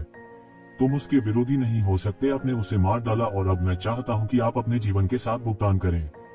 शून्य में तावीज शानदार ढंग से चमक उठा। अनगिनत दिव्य किरणें लटकी हुई थी, असाधारण रूप से शानदार दिख रही थी। फिर एक भयानक दिव्य किरण सीधे बह निकली। यह तेज और सटीक था और यक्षिवेन पर जमकर बमबारी की। बूम! 100 मील के दायरे में आकाश पूरी तरह से शून्य में बदल गया था। यहाँ तक अफरा तफरी भी थम गई। कोई सोच सकता है कि यह कितना भयानक लग रहा था। यह धीरे धीरे थोड़ा थोड़ा ठीक हो रहा था। मैंने सोचा था कि तुम कुछ अद्भुत हो, लेकिन तुम एक भी झटके का सामना नहीं कर सकती। उस ठंडी औरत ने बोलना समाप्त नहीं किया था जब वह यक्षिवेन को बड़े अंधेरे छेद से कदम दर कदम बाहर निकलते देखकर बुरी तरह डर गई। उसके सिर के ऊपर यिन यांग जीवन और मृत्यु आरेख उसकी रक्षा कर रहा था। इस दृश्य ने इसे देखने वाले सभी लोगों को ऐसा महसूस कराया जैसे वे दवा के प्रभाव से बेहोश हो गए हों। उनके लिए ऐसा आक्रमण केवल एक देवता के लिए संभव था। येज़ेबेल के यिन यांग लाइफ एंड डेथ डायग्राम का हमला हो या महिला के तावीज का हमला, यह उनके लिए बेहद अत्याचारी था। वह यिन यांग जीवन और मृत्यु आरेख है। अचानक किसी ने यिन यांग जीवन और मृत्यु आरेख को पहचान लिया जो येज़ेबेल के ऊपर लगातार मंडरा रहा था। लेकिन तभी एक गहरी सांस लेने का एहसास हुआ। वे यिन यांग जीवन और मृत्यु आरेख के महान नाम को कैसे नहीं जान सकते थे। उस समय रसातल शैतान भगवान ने इसका अधिकांश भाग छीन लिया, लेकिन यह भी इसके कारण प्रसिद्ध हो गया। कई लोगों ने याद किया कि यिन यांग जीवन और मृत्यु आरेख एक बार कई प्राचीन पुस्तकों में दर्ज किया गया था। वे अब यिन यांग जीवन और मृत्यु आरेख से अपरिचित नहीं थे। यहाँ तक कि बहुत से लोग जानते थे कि यिन यांग जीवन और मृत्यु आरेख के उस छोटे से टुकड़े को दबाने के लिए ये परिवार ने वास्तव में येज़ेबेल को अपने कबीले का खजाना छद्म दारून दिया था। उस मोहर शब्द ने बहुत से लोगों को ईर्ष्यालु बना दिया। अंत में यह येज़ेबेल के हाथों में पड़ गया और इसका उपयोग केवल यिन यांग जीवन और मृत्यु आरेख को दबाने के लिए किया जा सकता था। बहुत से लोगों की नजर में इसे सुअर के आगे मोती डालना कहा जा सकता है। यह वास्तव में बहुत बेकार था, लेकिन किसी को उम्मीद नहीं थी कि ऐसी परिस्थितियों में येज़ेबेल ने वास्तव में यिन यांग जीवन और मृत्यु आरेख को परिष्कृत किया। और इस स्थिति को देखते हुए, येज़ेबेल की स्थिति को देखते हुए यह स्पष्ट था कि इसे परिष्कृत करना इतना सरल नहीं था। शायद वह एक कदम और आगे बढ़ा और सीधे यिन और यांग जीवन और मृत्यु की शक्ति को पूरक बनाया। यहाँ तक अगर मरम्मत का परिणाम मूल के रूप में शक्तिशाली नहीं था, तो यह उनके लिए चौंकाने वाला अस्तित्व माना जाने के लिए पर्याप्त था। वह वास्तव में शक्तिशाली बनने जा रहा है। जब उसने पहली बार जीवन और मृत्यु के यिन यांग आरेख का टुकड़ा प्राप्त किया, तो मुझे डर है कि बहुत से लोगों ने यह नहीं सोचा होगा कि वह वास्तव में एक दिन इसका उपयोग करने में सक्षम होगा। इसके अलावा वह इसका इतनी अच्छी तरह से उपयोग करने में सक्षम होगा। जब येज़ेबेल अभी उठा था, तो वह सिर्फ कानून की अभिव्यक्ति के दायरे में था। वह हमारी आंखों में बिल्कुल भी प्रवेश नहीं कर सका। लेकिन यह कितना लंबा रहा है। वह वास्तव में उस स्तर तक बढ़ गया है जिसे हम केवल देख सकते हैं। मुझे डर है कि ऐसे व्यक्ति के भविष्य में ड्रैगन बनने की संभावना है। बहुत से लोग बेहद हैरान थे और बहुत से लोगों ने मन ही मन खेद व्यक्त किया कि उन्होंने वास्तव में यक्षिवेन को गलत समझा था। उन्हें उम्मीद नहीं थी कि यक्षिवेन इस स्तर तक पहुंच जाएगी। अन्यथा चाहे वह उसे मार रहा हो, उससे पहले से निपट रहा हो, या उसे एक एहसान दे रहा हो, यह वर्तमान स्थिति से कहीं बेहतर था। क्या आपको लगता है कि यह टूटा हुआ आरेख मुझे रोक सकता है? इस समय ठंडी महिला ने ठंड से सूंघ लिया। उसके शरीर के ऊपर का तावीज हिंसक रूप से घूमने लगा और एक भयानक जबरदस्ती कुचल दी गई। बूम! इस समय येज़ेबेल के सिर के ऊपर यिन यांग जीवन और मृत्यु आरेख गंभीर रूप से उकसाया हुआ लग रहा था। यह तावीज की दैवीय शक्ति को अवरुद्ध करते हुए सीधे एक राक्षसी जबरदस्ती के साथ फूट पड़ा। सभी को पागलपन का एहसास हुआ। यह एक प्रकार की चरम युद्ध शक्ति थी। दोनों पक्षों द्वारा धारण किए गए युद्ध यंत्र और तावीज उनकी कल्पना से बहुत परे थे। हालांकि वे निश्चित रूप से सबसे शक्तिशाली शक्ति का प्रयोग नहीं कर सकते थे, यह उनके लिए पहले से ही पर्याप्त था। यक्षिवेन जरा भी नहीं हिचके। उसने हमला करने की योजना बनाई। यिन यांग जीवन और मृत्यु आरेख को पुनर्जीवित करते समय अनगिनत स्पिरिट क्रिस्टल पागलों की तरह जल रहे थे। फिर वे सत्ता में परिवर्तित हो गए। हर पल बड़ी संख्या में स्पिरिट क्रिस्टल जलाए जा रहे थे। वह इस तरह देर करना जारी नहीं रख सकता था। भाड़ में जाओ! येज़ेबेल के पीछे से वांग चोन की उग्र आवाज आई। तावीज द्वारा रोके जा रहे येज़ेबेल की मुख्य ऊर्जा का लाभ उठाते हुए उसने सीधे एक चाल चलने का फैसला किया और येज़ेबेल को मौत के घाट उतार दिया। नाली का कीड़ा! इस समय मानव जाति के कई लोग गुस्से से चिल्लाए। मूल रूप से उन तीनों के लिए येज़ेबेल के खिलाफ लड़ना पहले से ही अनुचित था और अब उन्होंने तावीज के साथ येज़ेबेल के टकराव का फायदा उठाया। यह बेशर्म था। यह वांग चोन पहले ही हमारी मानव जाति का गौरव पूरी तरह खो चुका है। हालांकि इस महत्वपूर्ण क्षण में ये जिवेन, जिनके बारे में सभी ने सोचा था कि ज्यादातर तावीज द्वारा नियंत्रित किया गया था, अचानक हिल गए। एक मोड़ के साथ वह सीधे सुनहरी चमक से भरे आकाश से बाहर निकल गया और सीधे अपनी तलवार वांग चोन की ओर पटक दी। ये जिवेन, भाड़ में जाओ। इस समय वांग चोन की आंखें लाल थी और वह पहले से ही बहुत गुस्से में था। हालांकि चुपके से किया गया हमला सफल नहीं हुआ और ये जीवेन द्वारा खोजा गया, इस समय उन्होंने इतनी परवाह नहीं की। पहले वांग परिवार के विनाश का बदला था और फिर इस अधेड़ उम्र के व्यक्ति की मौत। उसके लिए बाद की निंदा और भी अविस्मरणीय थी। इस समय यह कहा जा सकता है कि दुश्मन मिले थे और उसकी आंखें असाधारण रूप से लाल थीं। वह ये जिवेन को एक झटके में मारने का अवसर लेना चाहता था। अगर ये शिवेन ने प्रतिक्रिया भी दी तो भी वह बिल्कुल नहीं डरे। ये जिवेन निश्चित रूप से पहले जैसी नहीं हो सकती थी, लेकिन ये जिवेन बिल्कुल भी नहीं घबराया और विधिपूर्वक अपनी तलवार वांग चोन की ओर पटक दी। टकराना, जोर की दहाड़ सुनाई दी। तूफान, तेज आवाज के साथ अंतहीन कानून मध्य हवा में एक साथ गला घोंटते हैं, सब कुछ बिखर जाते हैं। दोनों पक्ष बिना कुछ पकड़े पहले ही बाहर निकल चुके थे, इसलिए यह बेहद भयानक भी था। बहते हुए सांकेतिक कानून तेज ब्लेड की तरह थे जो शून्य में अनगिनत दरारें काटते हैं। डेंग डेंग डेंग, ये जिवेन की तलवार की रोशनी में वांग चोन कई कदम पीछे हट गया। उसने एक शिवेन को दृढ़ संकल्प और हत्या के इरादे से देखा। वह ये शिवेन को टुकड़े टुकड़े करना चाहता था। इस समय ये जिवेन का पूरा शरीर युद्ध के सुनहरे देवता की तरह सुनहरी रोशनी से घिरा हुआ था, जो चरम सीमा तक भयानक था। ये जिवेन के सिर के ऊपर ये न्यान जीवन और मृत्यु आरेख लगातार जीवन और मृत्यु की शक्ति को नष्ट कर रहा था, तावीज पर जमकर बमबारी कर रहा था। यह अतीत में एक देवता का तावीज था और इसकी शक्ति अनंत थी। हालांकि यह ठंडी अधेड़ उम्र की महिला अपनी पूरी ताकत नहीं लगा सकती थी, लेकिन यह पहले से ही काफी भयानक थी। यदि ये जिवेन के पास ये न्यान जीवन और मृत्यु आरेख नहीं होता तो शायद उसके पास प्रतिरोध करने की क्षमता ही नहीं होती। ट्रम्प कार्ड के रूप में यह पर्याप्त से अधिक था। दोनों पक्ष शून्य में आसमान तक लड़े, वे आकाश में लड़े और ऐसा लग रहा था कि वे दुनिया को नष्ट करने जा रहे हैं। शून्य टूटकर बिखर गया और अराजकता फैल गई। बस थोड़ी सी ऊर्जा जो बाहर निकली वह आकाशीय क्षेत्र के एक विशेषज्ञ को गंभीर रूप से घायल करने के लिए पर्याप्त थी। एक आकस्मिक विस्फोट के साथ छलकता हुआ दिव्य प्रकाश सब कुछ नष्ट कर सकता है और दुनिया को तबाह कर सकता है। इस तरह की टक्कर ने सभी को अचंभे में डाल दिया और अवाक रह गए। यह मानव योद्धाओं के लिए और भी अधिक था। यह ऐसा था जैसे आम लोगों को बवंडर का सामना करना पड़ा हो। शक्तिहीनता और भय की वह भावना, वे केवल दो पक्षों के बीच लड़ाई से हवा की अंतहीन लहरों को देख सकते थे जो प्राचीन गठन को लगातार ढीला कर रहे थे। उन्होंने अपने हृदय में एक प्रकार का भय महसूस किया। इस समय ये जिवेन ने धीरे धीरे लड़ाई को आसमान में स्थानांतरित कर दिया। वह नहीं चाहता था कि लड़ाई के बाद माउंट क्यूई को नुकसान पहुंचे। हालांकि माउंट क्यूई में कई प्राचीन सरणियां थी, लेकिन वे सभी जगहों पर मौजूद नहीं थी। और सभी प्राचीन संरचनाएं बहुत शक्तिशाली नहीं थीं। अन्यथा वांग चोन द्वारा उन्हें इस बिंदु पर मजबूर नहीं किया जाता। वांग चोन स्वयं मानव जाति के ऊपरी क्षेत्रों में पैदा हुए थे, इसलिए वे इन चीजों के बारे में बहुत स्पष्ट थे। वह जानता था कि कमजोरी कहाँ है, इसलिए उसने इतना अहंकारी होने का साहस किया और कहा कि वह सब कुछ मिटा देगा। यदि यह मानव जाति के चरम पर होता, भले ही वह कमजोरियों को जानता हो, तो इसे तोड़ना असंभव होगा। पुरानी प्राचीन वस्तुओं की अध्यक्षता वाली प्राचीन संरचनाओं के साथ या किसी नींव के पुनरुत्थान के साथ यह मजबूत के हमलों का विरोध करने के लिए पर्याप्त था। यहाँ तक उस समय के एबिसल दानव लॉर्ड जैसा मजबूत कोई भी शाही दरबार को भेद नहीं सकता था।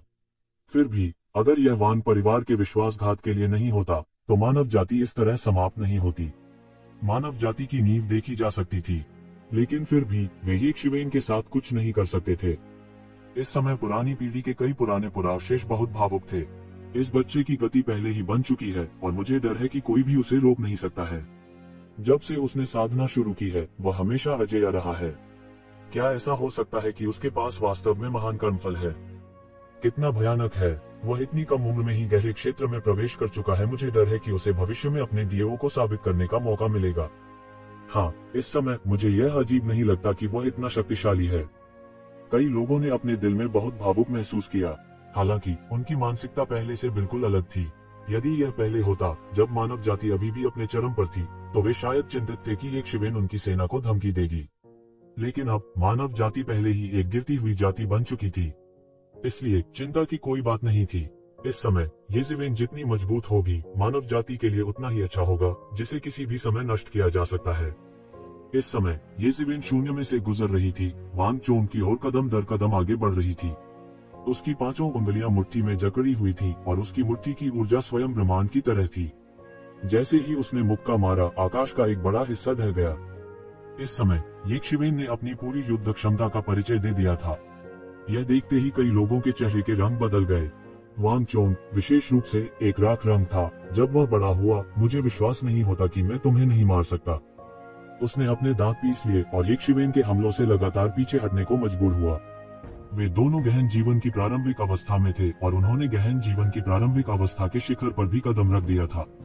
वह गहन जीवन की मध्यवर्ती अवस्था में कदम रखने से बस थोड़ा ही दूर था। हालांकि फिर भी वह अभी भी यक्षवेन के खिलाफ जवाबी कार्रवाई करने में असमर्थ था और उसे लगातार पीटा गया।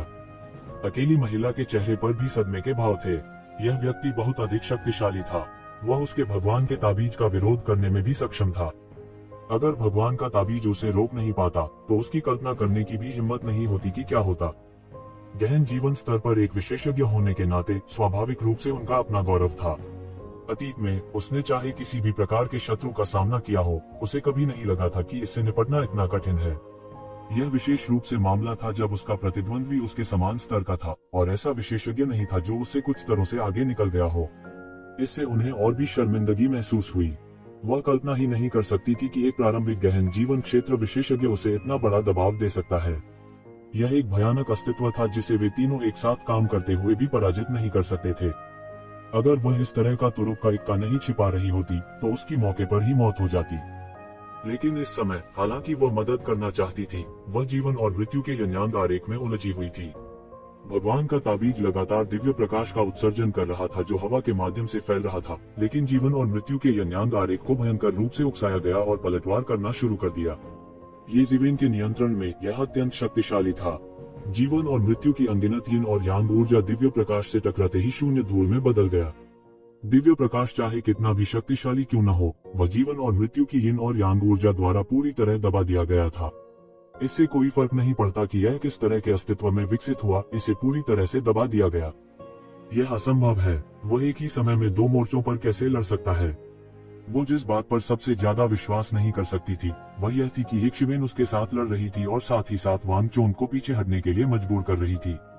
ऐसा नहीं था कि उसने लोगों को एक ही समय में दो काम करते नहीं देखा था, लेकिन वह सामान्य समय में था। इतनी तीव्र लड़ाई में एक ही समय में दो काम करने की हिम्मत कौन करेगा? यहाँ तक भावनाओं की थोड़ी सी भी लहर पूरी हार का कारण बन सकती है। वह नहीं जानता था कि येज़ेवेन पहले से ही मल्टीटास्किंग का आदी था और उसके पास किसी भी समय अपने दिमाग को दबाने के लिए प्रबुद्ध माइंड ट्री भी था। इस प्रकार उन्हें मल्टीटास्किंग के कारण खेती के विचलन का कोई डर नहीं था। टकराना, टकराना, टकराना। येज़ेवेन के हाथ में सुनहरी तलवार एक विशाल तलवार में तब्दील हो गई जो पहाड़ की तरह नीचे दब गई। इसमें कुछ भी कल्पना नहीं थी, केवल आश्चर्यजनक शक्ति थी जिसने सब कुछ दबा दिया। वांग चोंग को येज़ेवेन के हमलों से बार बार पीछे हटने के लिए मजबूर होना पड़ा। कृपाण ही सभी हथियारों का आधिपत्य था। यह एक अद्वितीय आधिपत्य था और यह एक मार्शल डाउ था जो अपराध पर केंद्रित था। लेकिन येज़ेवेन के शक्तिशाली हमलों के तहत यह बिल्कुल हमला नहीं कर सका। इसके विपरीत इसे बार बार पीछे हटने के लिए मजबूर किया गया और इसका बचाव खामियों से भरा था। आलीशान। वांग चोंग ने एक और मुंह से खून निकाला। उसे नहीं पता था कि आज उसने कितना खून उगल दिया था, लेकिन इस बार उसे लगा कि उसे अंदरूनी चोटें हैं जो पहले से बिल्कुल अलग थी। यह सोचकर उसने तनिक भी संकोच नहीं किया और बचने के लिए तुरंत पलटा। उसे और किसी बात की परवाह नहीं थी। उसका दिल पहले से ही डर से भरा हुआ था। बदला, क्या खून खराबा। इस समय यह उनके जीवन से अधिक महत्वपूर्ण था। एक की मौत हो चुकी थी और वह अपनी जान भी नहीं गंवाना चाहता था। तुम्हें क्या लगता है कि तुम कहाँ जा रहे हो? यक्षवेन ठंडेपन से मुस्कुराए। उसके हाथ में एक लंबी कृपाण जो एक अत्यंत खतरनाक आभा को बाहर निकालती है, तुरंत उसके हाथ में दिखाई दी। उसने सीधे तलवार से वार कर दिया। फूश। भयानक कृपाण प्रकाश ने आकाश में एक बड़ी दरार को गिरा दिया और इस दरार ने आश्चर्यजनक गति से वांग चोंग का पीछा किया। टकराना। तेज आवाज के साथ वांग चोंग आकाश में मौके पर ही गिर गया। उसका शरीर मौके पर ही फट गया और खून के कोहरे के बादल में बदल गया। उसकी ताकत खराब नहीं थी और वह बेहद मजबूत था। यदि वह भागने पर इतना ध्यान केंद्रित नहीं करता तो वह इस कृपाण को रोक सकता था। लेकिन अब हजारों साल की कड़वी खेती कुछ भी नहीं रही। उसी समय अकेली महिला ने यह दृश्य देखा और उसके होश उड़ गए। उसकी इच्छा येज़ेवेन द्वारा चुराई गई थी और उसने विरोध जारी रखने की हिम्मत नहीं की। उसने ताबीज को शून्य में एक बड़ी दरार को फाड़ने के लिए नियंत्रित किया और भागने की कोशिश की। लेकिन उसे उम्मीद नहीं थी कि यक्षवेन इस समय उस पर ध्यान दे रही थी। यह देखते हुए कि वह भागने की कोशिश कर रही थी, वह उसे कैसे जाने दे सकता था जैसा वह चाहती थी। उसने यिन और यांग की आभा को बाहर निकालने वाली कुल्हाड़ी बनाने के लिए जीवन और मृत्यु के यिन यांग आरेख को तुरंत नियंत्रित किया और फिर वह आकाश से नीचे गिर गया। बूम! एक जोर के धमाके के साथ फटी हुई जगह की दरार में अंतरिक्ष मार्ग को कुल्हाड़ी से टुकड़े टुकड़े कर दिया गया। यह पूरी तरह से ढह गया और मूसलाधार बारिश में अराजकता फैल गई। अधेड़ उम्र की महिला को अपनी पीठ के नीचे ठंडक महसूस हुई। उस कुल्हाड़ी ने अभी अभी उसे लगभग आधा काट दिया था। हालांकि उसने सबसे महत्वपूर्ण क्षण में झटका झेलने के लिए देवताओं के तावीज पर भरोसा किया था, लेकिन देवताओं का तावीज मंद पड़ गया था और अभी सूरज की तरह चमकदार नहीं था। वह पहले से ही अपनी बुद्धि से डरी हुई थी। यह किस प्रकार का व्यक्ति था? उसने पहले ही अपने सभी ट्रम्प कार्ड का इस्तेमाल कर लिया था और उसके पास देवताओं का तावीज था, लेकिन वह अभी भी उसे नीचे नहीं ले जा सकी। वो इंसान नहीं, राक्षस था।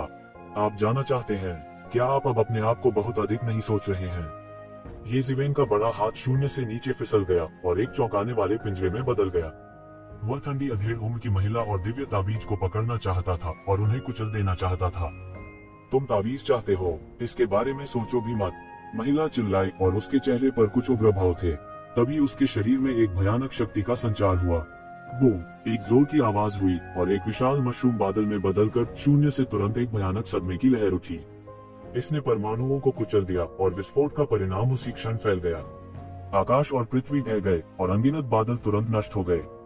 एक गहन जीवन अवस्था विशेषज्ञ की खुद की रक्षा करने की शक्ति की कल्पना कोई भी कर सकता है। एक पल में यक्षवेन उसमें समा गई। यह ऐसा था मानो जो कुछ देखा जा सकता था वह प्रकाश था जिसने आकाश को भर दिया था। यह एक छोटे से सूरज की तरह चमकदार था, जो कुछ भी देखा जा सकता था उसे कवर कर रहा था। सभी ने अपनी सांसें रोकी और अपना ध्यान केंद्रित किया। ऐसा प्रतीत हो रहा था जैसे वे बहुत डर गए हों। यहाँ तक एक गहन जीवन चरण विशेषज्ञ भी प्रारंभिक गहन जीवन चरण विशेषज्ञ के आत्मा विनाश से गंभीर रूप से घायल हो जाएगा। वास्तव में मृत्यु की भी संभावना थी। धुआं और धूल धीरे धीरे छटने लगी और अराजक आध्यात्मिक आभा धीरे धीरे शांत होने लगी। हर कोई देख सकता था कि येज़िवेन के शरीर पर सुनहरी रोशनी टुकड़े टुकड़े होकर गिरने लगी थी, जैसे कि वह अपनी चमड़ी उतार रहा हो। भयानक आत्मा विनाश से यह पूरी तरह से बिखर गया था। सब थोड़े चौंक गए। वह अभी तक मरा नहीं है। यह येज़िवेन वास्तव में अत्याचारी और भयानक है। मुझे डर है कि पूरे प्राचीन काल में रसातल दानव भगवान के अलावा वास्तव में कोई भी नहीं है जो उसे दबा सकता है। अजेय, वह वास्तव में अजेय है। मुझे डर है कि भविष्य में उसके लिए अपने दाव को साबित करने की भी उम्मीद है। और उसके सामने भगवान का तावीज भी लगातार चमकदार रोशनी से झिलमिला रहा था। ये शिवेन के हाथ से छूटने की कोशिश कर रहा था। Boom boom! अंतहीन गड़गड़ाहट की आवाजें सुनाई दी और अंतहीन दिव्य प्रकाश फूट पड़ा, विशाल आकाश को चीरता हुआ बचने की कोशिश कर रहा था। हालांकि यक्षवेन उसे भागने कैसे दे सकती थी। उसके सिर के ऊपर मुहर वर्ण लगातार तीव्र प्रकाश के साथ फटा, लगातार भगवान के ताबीज को दबा रहा था। यद्यपि ताबीज यिन यांग जीवन और मृत्यु आरेख से टकराने के बाद बहुत धुंधला हो गया था, लेकिन यह केवल एक ताबीज ही था। यह एक उचित जादुई उपकरण से अलग था और इसे अपनी चरम अवस्था में बनाए नहीं रखा जा सकता था।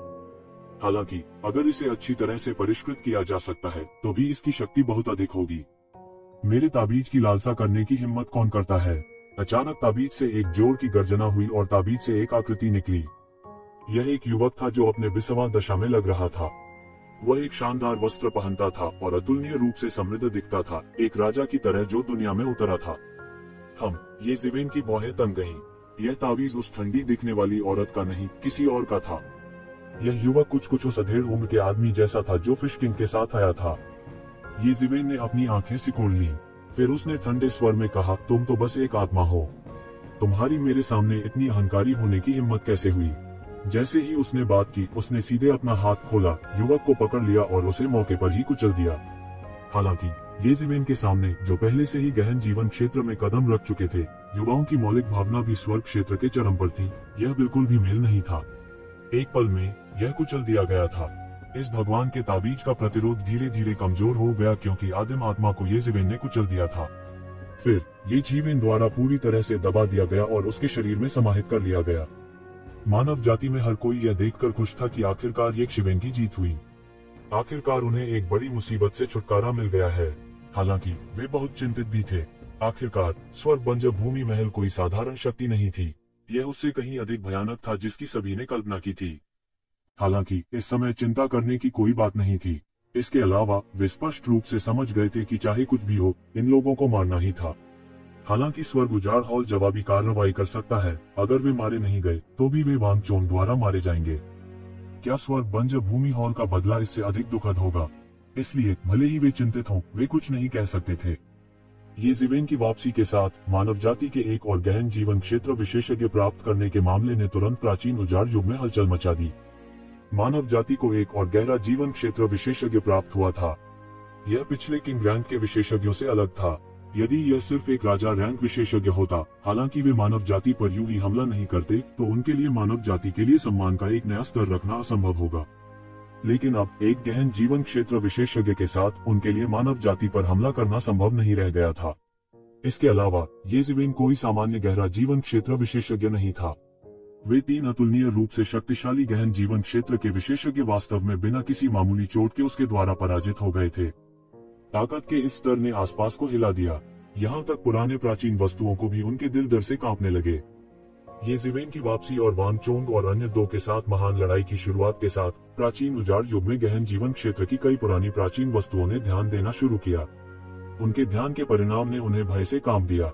यदि उनमें से कोई एक होता तो ऐसे अत्याचारी विशेषज्ञ से निपटना आसान नहीं होता। इससे उन्हें ये ज़िवेन के साथ प्रतिस्पर्धा करने के सभी विचार खो गए। बाद में जैसे ही विभिन्न गुटों के किंग रैंक के विशेषज्ञ प्राचीन फीनिक्स दायरे से लौटे, ये ज़िवेन के प्राचीन फीनिक्स दायरे से भागने की खबर तेजी से फैल गई। बहुत से लोग ये ज़िवेन के लिए सम्मान का एक नया स्तर बनाए बिना नहीं रह सकते थे।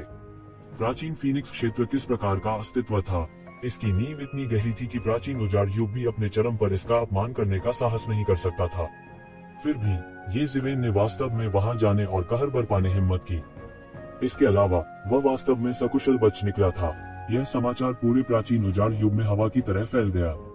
इससे उन्हें एहसास हुआ कि शायद उन्होंने ये ज़िवेन को कम आंका था। इससे कोई फर्क नहीं पड़ता कि वे मूल रूप से ये ज़िवेन को कितना महत्व देते थे, फिर भी उन्होंने ये ज़िवेन को कम आंका था। इसके बारे में कोई संदेह नहीं था। वास्तव में उन्होंने अभी भी ये ज़िवेन को कम आंका था।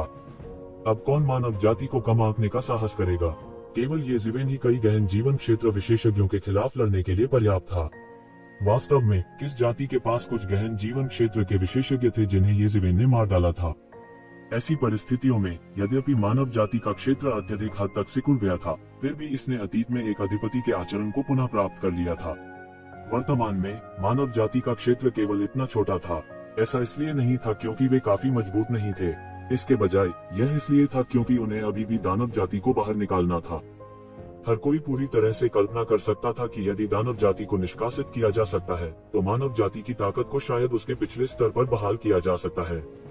हालांकि अतीत की नींव को फिर से स्थापित करने में अभी भी समय लगेगा। चिंता की कोई बात नहीं थी जब तक ये ज़िवेन शाही दरबार की देखरेख कर रहे थे। बहुत से लोग अब मानव जाति की विरासत और भविष्य की क्षमता को कम आंकने की हिम्मत नहीं करते थे। कई नस्लें जो पहले से ही खुद को मानव जाति के जागीरदारों से अलग कर चुकी थी, अपने लोगों को एक ज़िवेन का अभिवादन करने के लिए भेजने लगी। हालांकि यह स्पष्ट था कि वे मानव जाति के अधीनस्थ बनना चाहते थे। वे मूल रूप से मानव जाति के जागीरदार थे, इसलिए यदि वे अन्य जातियों के जागीरदार बन जाते हैं तो स्वाभाविक रूप से उन्हें इतना अच्छा व्यवहार नहीं मिलेगा। उनकी तुलना अन्य जातियों के विश्वस्त अधीनस्थों से नहीं की जा सकती थी। जहां तक दानवों की दुनिया की बात है तो यह और भी असंभव था। दानव जाति केवल भूमि चाहती थी। जहां तक मनुष्यों की बात है, उन्हें इसकी बिल्कुल भी आवश्यकता नहीं थी। जीवित रहने का मौका पाने के लिए जागीरदार केवल खुद को राक्षस बना सकते थे। हालांकि यह तभी किया जाएगा जब कोई दूसरा रास्ता नहीं होगा। वे अभी तक उस अवस्था में नहीं पहुंचे थे। बहुत ही कम समय में ये ज़िवेन की प्रतिष्ठा बढ़ गई थी। धीरे धीरे वह पहले से ही प्राचीन उजाड़ युग में नंबर 1 व्यक्ति बन गया था। हालांकि अभी कुछ समय पहले ही उन्होंने गहन जीवन क्षेत्र में कदम रखा था। हर युद्ध को विश्व चौंकाने वाला कहा जा सकता था। चाहे वह प्राचीन फीनिक्स क्षेत्र की शादी में तबाही मचा रहा हो या 3 गहन जीवन क्षेत्र के विशेषज्ञों को लगातार मार रहा हो, उन सभी ने उसके लिए पर्याप्त लोकप्रियता अर्जित की थी। ऐसी स्थिति में जहां गहन जीवन क्षेत्र के कई पुराने पूर्वज प्रकट नहीं हुए, वह पहले से ही बेहोश होकर वर्तमान युग में नंबर 1 व्यक्ति बन गया था। चीजों की देखरेख करने वाले इतने शक्तिशाली गहन जीवन क्षेत्र के विशेषज्ञ के साथ भले ही वह सीधे अन्य जातियों से भिड़ गया हो, डरने की कोई बात नहीं थी। भले ही वह सीधे दानव जाति के खिलाफ अभियान पर चला गया हो, डरने की कोई बात नहीं थी। केवल एक चीज जिसके बारे में उन्हें चिंता करनी थी वह थी रसातल शैतान भगवान। रसातल शैतान भगवान की अत्याचारी ताकत अभी भी सभी के मन में दृढ़ता से अंकित थी। मानव जाति इंपीरियल कोड का उल्लंघन कैसे किया गया था? मानव जाति की वर्तमान ताकत की तुलना उस समय से नहीं की जा सकती जब इंपीरियल कोड अस्तित्व में था। हालांकि फिर भी ये ज़िवेन के गहन जीवन क्षेत्र में कदम रखने की खबर ने अभी भी मानव जाति के कई विशेषज्ञों की आंखों में आंसू भर दिए। आखिरकार इतने लंबे समय के बाद उनके पास एक बार फिर चीजों की देखरेख करने वाला एक गहरा क्षेत्र विशेषज्ञ था। यह ऐसा था जैसे उन्हें एक बार फिर से अपनी रीढ़ मिल गई हो। यहाँ तक उन शाही परिवारों के पास भी जो अतीत में बेहद घमंडी हुआ करते थे, उनके पास इस समय एक शिवेन के सामने अपना गर्वित सिर नीचा करने के अलावा कोई विकल्प नहीं था। मूल रूप से जब ये ज़िवेन ने अभी अभी किंग डिवीजन में कदम रखा था, भले ही उसके पास कई किंग डिवीजन विशेषज्ञों को मारने का रिकॉर्ड था, फिर भी वह उन्हें जमा करने में सक्षम नहीं था। ऐसा इसलिए था क्योंकि उनके अपने तरीके थे। यदि वे अपने तुरुप के पत्ते का उपयोग करते तो वे राजा विभाग के विशेषज्ञों को भी मार सकते थे। यह भी कारण था कि क्यों वे अभी भी माउंट क्यूई की रक्षा कर सकते थे, भले ही वे अत्यंत गंभीर स्थिति में थे। उसी समय जब ये ज़िवेन के गहरे जीवन क्षेत्र में कदम रखने की खबर फैली, उसी रेस ने भी एक और खबर की घोषणा की। वह यह था कि हाइवुया ने भी गहन जीवन क्षेत्र में कदम रखा था, जो एक अद्वितीय पुराने पूर्वज के स्तर पर एक व्यक्ति बन गया था। सी रेस में भी ऐसा अत्याचारी अस्तित्व दुर्लभ था। सी रेस के कई सदस्यों ने जोर देकर कहा कि उनकी हाइवुया पूरी तरह से ये ज़िवेन के खिलाफ लड़ सकती है और विजयी भी हो सकती है। वह एक ईश्वर का सच्चा पुत्र था और उसके पास एक ईश्वर का रक्त था। उनका बड़प्पन अद्वितीय था। ये ज़िवेन की क्या गिनती थी? उसकी तुलना समुद्र देवता के पुत्र से कैसे की जा सकती है? थोड़े ही समय में हाइवुया की प्रतिष्ठा भी बढ़ गई और ये ज़िवेन के रूप में एक ही सांस में उनका उल्लेख किया जा सकता था। आखिरकार मानव जाति की तुलना में जिसकी जीवन शक्ति को बहुत नुकसान हुआ था, सी रेस की जीवन शक्ति को भारी झटका नहीं लगा था। इसलिए स्वाभाविक रूप से उनके शब्दों का वजन सामान्य नहीं था। यदि यह इस तथ्य के लिए नहीं था कि हाइवुया के पास खुद के लिए बोलने के लिए पर्याप्त युद्ध उपलब्धियां नहीं थी, तो यह संभावना थी कि कई लोग पहले ही हाइवुया के सिर पर महाद्वीप में नंबर 1 का खिताब डाल चुके होंगे। फिर भी कई लोगों की नजर में ये ज़िवेन और हाइवुया अभी भी युवा पीढ़ी के दो अद्वितीय प्रतिभाशाली व्यक्ति थे। उन्होंने केवल कुछ 100 वर्षों तक साधना की थी, फिर भी वे पहले से ही गहन जीवन क्षेत्र में कदम रखने में सक्षम थे। उन्नति की यह गति वास्तव में भयावह थी। इसके अलावा हाइवुया ने केवल कुछ दर्जन वर्षों तक खेती की थी, जो कि ये ज़िवेन की तुलना में बहुत कम थी। कई लोगों की नजर में उनकी क्षमता और भी अधिक प्रचुर थी। कुछ ही दर्जन वर्षों में वह पहले ही गहन जीवन क्षेत्र में कदम रख चुका था। यह कितना चौंकाने वाला था। ऐसी प्रगति के सामने ये ज़िवेन की प्रतिभा को भी चुनौती दी गई लग रही थी। ये ज़िवेन के गहन जीवन क्षेत्र में कदम रखने जैसी बड़ी घटना के सामने पूरी मानव जाति ने खबर फैला दी और एक विशाल भोज का आयोजन किया। विभिन्न जातियों के विशेषज्ञों ने भी उन्हें बधाई देने के लिए लोगों को भेजा। ये ज़िवेन के सामने जो जबरदस्ती गहन जीवन चरण में आगे बढ़े थे, महाद्वीप में कई जातियों ने दूत भेजे थे और यहाँ तक कि कई ताकतों के नेता भी व्यक्तिगत रूप से आए थे। एक गहन जीवन मंच विशेषज्ञ के सामने एक राजा विभाजन विशेषज्ञ के पास भी अपना सिर नीचा करने और अपनी अधीनता व्यक्त करने के अलावा कोई विकल्प नहीं था। वे ये ज़िवेन का तिरस्कार कर सकते थे, जो एक राजा विभाजन विशेषज्ञ भी थे, लेकिन वे ये ज़िवेन की उपेक्षा नहीं कर सकते थे, जो पहले से ही गहन जीवन चरण में कदम रख चुके थे। वह एक महान व्यक्ति थे जो किसी भी समय शक्तिशाली युद्ध शक्ति के साथ फूट सकते थे। गहरा जीवन मंच। मानव जाति ने आखिरकार एक और गहरा जीवन चरण विशेषज्ञ तैयार किया था। शांतिपूर्ण समय के दौरान भी एक गहन जीवन मंच विशेषज्ञ का उदय संपूर्ण मानव जाति के लिए एक प्रमुख घटना थी। यह कहना अतिशयोक्ति नहीं होगी कि पूरी दुनिया जश्न मना रही थी। इसके अलावा कहा जा सकता है कि ये ज़िवेन की उपस्थिति ने ऐसे महत्वपूर्ण क्षण में मानव जाति को बचा लिया। उसने मानव जाति को अथाह रसातल से मजबूती से वापस खींच लिया था। वर्तमान मानव जाति के लिए हालांकि ये ज़िवेन की उपलब्धियों की तुलना उस समय के 4 राजाओं से नहीं की जा सकती थी, फिर भी इसे दुर्लभ कहा जा सकता था। पीछे से थोड़ा संघर्ष अब महत्वपूर्ण नहीं था। मानव जाति के बीच उत्सव की तुलना में अन्य जातियों के बहुत से लोग आधे खुश और आधे चिंतित थे। इतने शक्तिशाली गहन जीवन मंच विशेषज्ञ के साथ इसे दानव जाति सेना के खिलाफ प्रतिरोध के लिए अच्छी खबर कहा जा सकता है। हालांकि युद्ध के बाद के आदेश के लिए यह अच्छी खबर नहीं हो सकती है, खासकर जब से बहुत से लोग पूरे दिल से मानव जाति को कमजोर करना चाहते थे। वे नहीं चाहते थे कि मानव जाति फिर से उठे। अब जब उन्होंने ये ज़िवेन की ताकत देखी तो वे सिर दर्द महसूस किए बिना नहीं रह सके। ये ज़िवेन ने विभिन्न नस्लों के विशेषज्ञों की बधाई में से किसी को भी मना नहीं किया।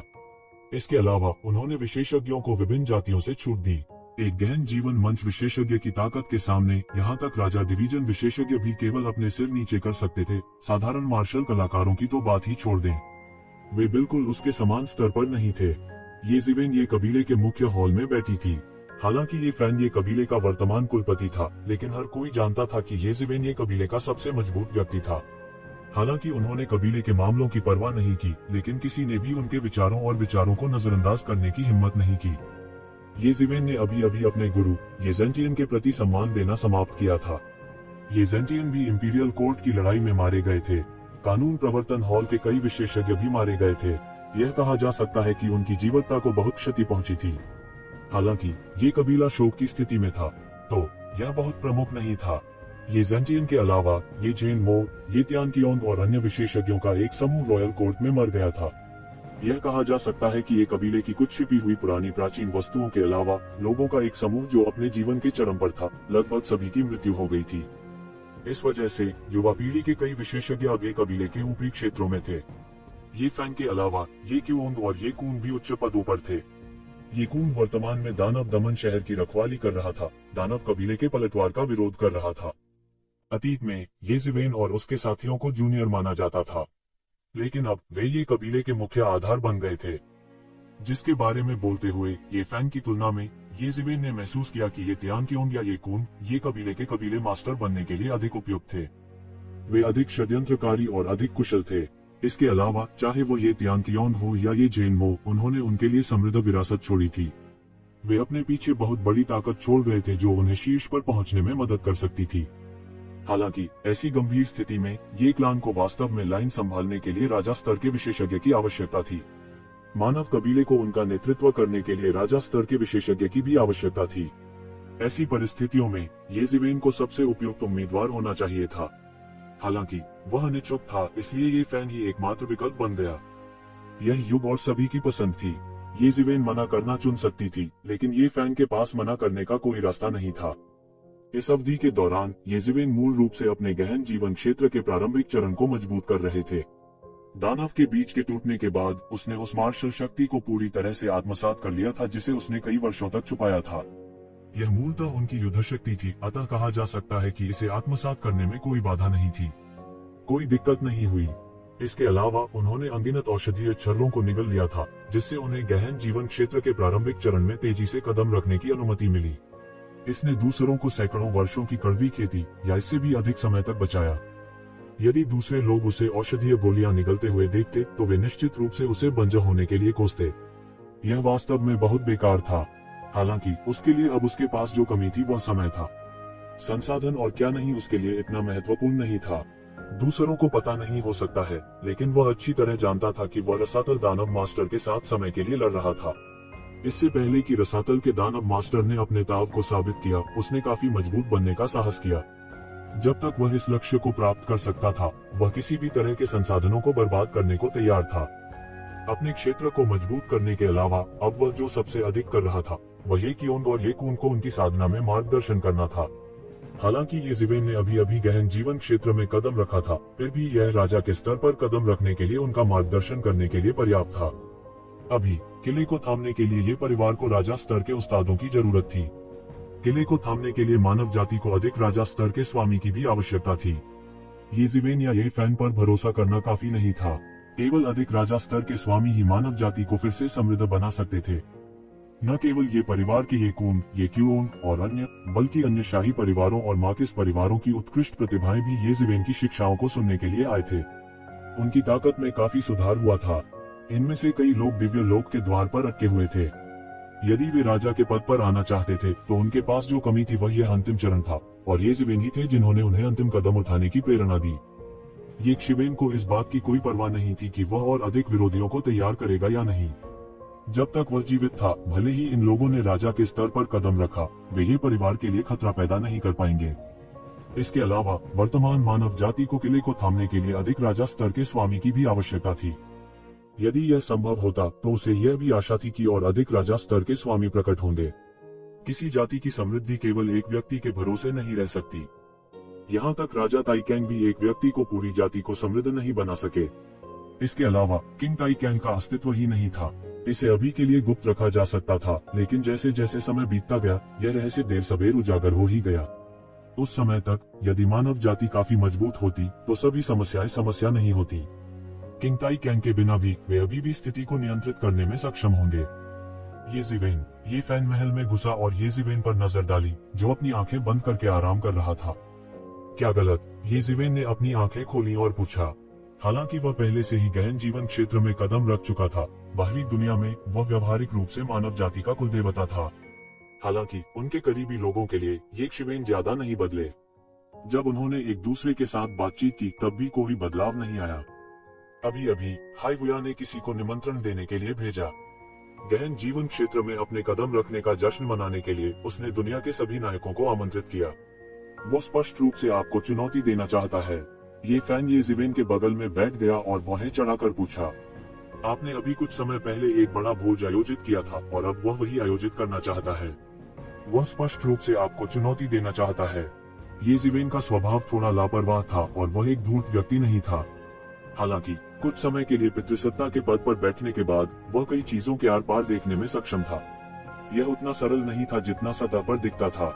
यह ठीक है, उसने गहन जीवन क्षेत्र में कदम रखा है। प्राचीन काल में वह पूर्वजों की तरह उसी पीढ़ी का एक व्यक्ति है। ये वास्तव में जश्न मनाने लायक है। येज़िवेन के मुंह के कोने हल्के से हिल गए और उन्होंने मुस्कुराते हुए कहा, इसके अलावा क्या लोग यह नहीं कहते कि वह और मैं अद्वितीय प्रतिभाओं की जोड़ी है? चूंकि मैंने इसे किया है, कोई कारण नहीं है कि वह ऐसा नहीं कर सकता। उद्धरण चिन्ह। अपनी वर्तमान ताकत और हैसियत के साथ उसे स्वाभाविक रूप से ऐसी चीजों की परवाह करने की जरूरत नहीं थी। जब से वह गहन जीवन क्षेत्र में चढ़ा था, उसके सोचने का तरीका पहले से बिल्कुल अलग था। हालांकि हाइवुया अभी भी एक मजबूत प्रतिद्वंद्वी थी, मूल रूप से येज़िवेन अपनी पृष्ठभूमि और उसके पीछे शक्तिशाली विशेषज्ञों के बारे में अधिक चिंतित थी। हालांकि अब जबकि उन्होंने गहन जीवन क्षेत्र में कदम रखा था, ये सभी समस्याएं अब मौजूद नहीं थी। फिर क्या हम जा रहे हैं? ये फैन ने येज़िवेन को देखा और पूछा। जाओ, जब समय आएगा तुम मेरा ये वंश और मानव जाति का प्रतिनिधित्व करोगे। अब वे तुम्हारे लिए चीजों को कठिन बनाने की हिम्मत नहीं करेंगे। येज़िवेन ने कहा। वह मदद नहीं कर सकता था, लेकिन उसके दिल में आह भरी। वर्तमान में मानव जाति में अभी भी बहुत कम किंग ग्रेड विशेषज्ञ थे। यदि वह राजा श्रेणी के विशेषज्ञों को नहीं भेजता तो वह स्थिति को दबाने और अपने कबीले की प्रतिष्ठा को कमजोर करने में सक्षम नहीं होता। इस ऊंचाई पर जिस तरह से उन्होंने समस्याओं पर विचार किया वह स्वाभाविक रूप से पहले से भिन्न था। हालांकि वह थोड़ा झांसा देने वाला था, मानव जाति की वर्तमान स्थिति के साथ झांसा न देना मुश्किल था। क्या तुम नहीं जा रहे हो? ये फैन ने पूछा। अगर मैं अभी जाता हूँ तो मुझे वास्तव में उसे आमने सामने चुनौती देनी होगी। येज़िवेन ने मुस्कुराते हुए कहा। यह हाइवुया का जश्न मनाने वाला बोझ था। अगर वह जाता तो निस्संदेह यह उसके चेहरे पर एक तमाचा होता। यह वैसा ही था जब हाइवुया ने एक बड़ा भोज आयोजित करने पर नहीं आया था। हालांकि मैं उससे डरता नहीं हूँ, इसकी कोई आवश्यकता नहीं है। अब सबसे महत्वपूर्ण बात यह है कि डेविल रेस को बाहर करना है। अन्य समस्याएं गौण हैं। हालांकि मेरे और उनके बीच कुछ छोटी मोटी समस्याएं हैं, लेकिन अगर यह जरूरी नहीं है तो हमें इसे बड़ा नहीं बनाना चाहिए। यह शैतान जाति को बाहर निकालने के महान कारण को प्रभावित करेगा। येज़िवेन ने अपने दिल में आह भरी। मानव जाति की स्थिति इतनी कठिन थी, यहाँ तक अगर डेविल रेस को निष्कासित कर दिया गया था तब भी मूल क्षेत्र को बहाल करने, राक्षसीकरण को खत्म करने और आने वाली पीढ़ियों को प्रशिक्षित करने के लिए एक लंबा रास्ता तय करना था। अतीत में वह इसे अनदेखा कर सकता था। हालांकि अब जब वह अपनी वर्तमान स्थिति में खड़ा था तो वह इसे कैसे अनदेखा कर सकता था? हालांकि उसने मुझे कई बार मारने की कोशिश की है। मेरे लिए यह निगलना असंभव है। क्या वह एक उत्सव भोज आयोजित नहीं कर रहा है? फिर मैं उसे एक बड़ा उपहार दूंगा। येज़िवेन के मुंह में एक रहस्यमयी मुस्कान आ गई। प्राचीन उजाड़ के लिए युवा पीढ़ी के 2 सदस्यों का गहरा जीवन क्षेत्र में आगे बढ़ना निस्संदेह एक बड़ी घटना थी। इसके अलावा दोनों महाशक्तियों ने एक के बाद एक दावतों का आयोजन किया, मानो वे एक साथ जश्न मना रहे हों। हालांकि वे अभी भी दानव जाति के आक्रमण का सामना कर रहे थे, फिर भी उनमें जीवन शक्ति का हल्का सा आभास था। हालांकि वे लगातार दानव जाति से पराजित हो रहे थे, फिर भी प्राचीन उजाड़ की युवा पीढ़ी अभी भी तेजी से बढ़ रही थी। येज़िवेन और हाइवुया के अलावा दूसरों को अकेले बोझ उठाने में सक्षम नहीं माना जा सकता था। हालांकि उनके लिए वे पहले से ही देख सकते थे कि प्राचीन उजाड़ की नियति अभी समाप्त नहीं हुई थी। युवा पीढ़ी अभी भी लगातार बढ़ रही थी, पूरे प्राचीन उजाड़ को सहारा दे रही थी।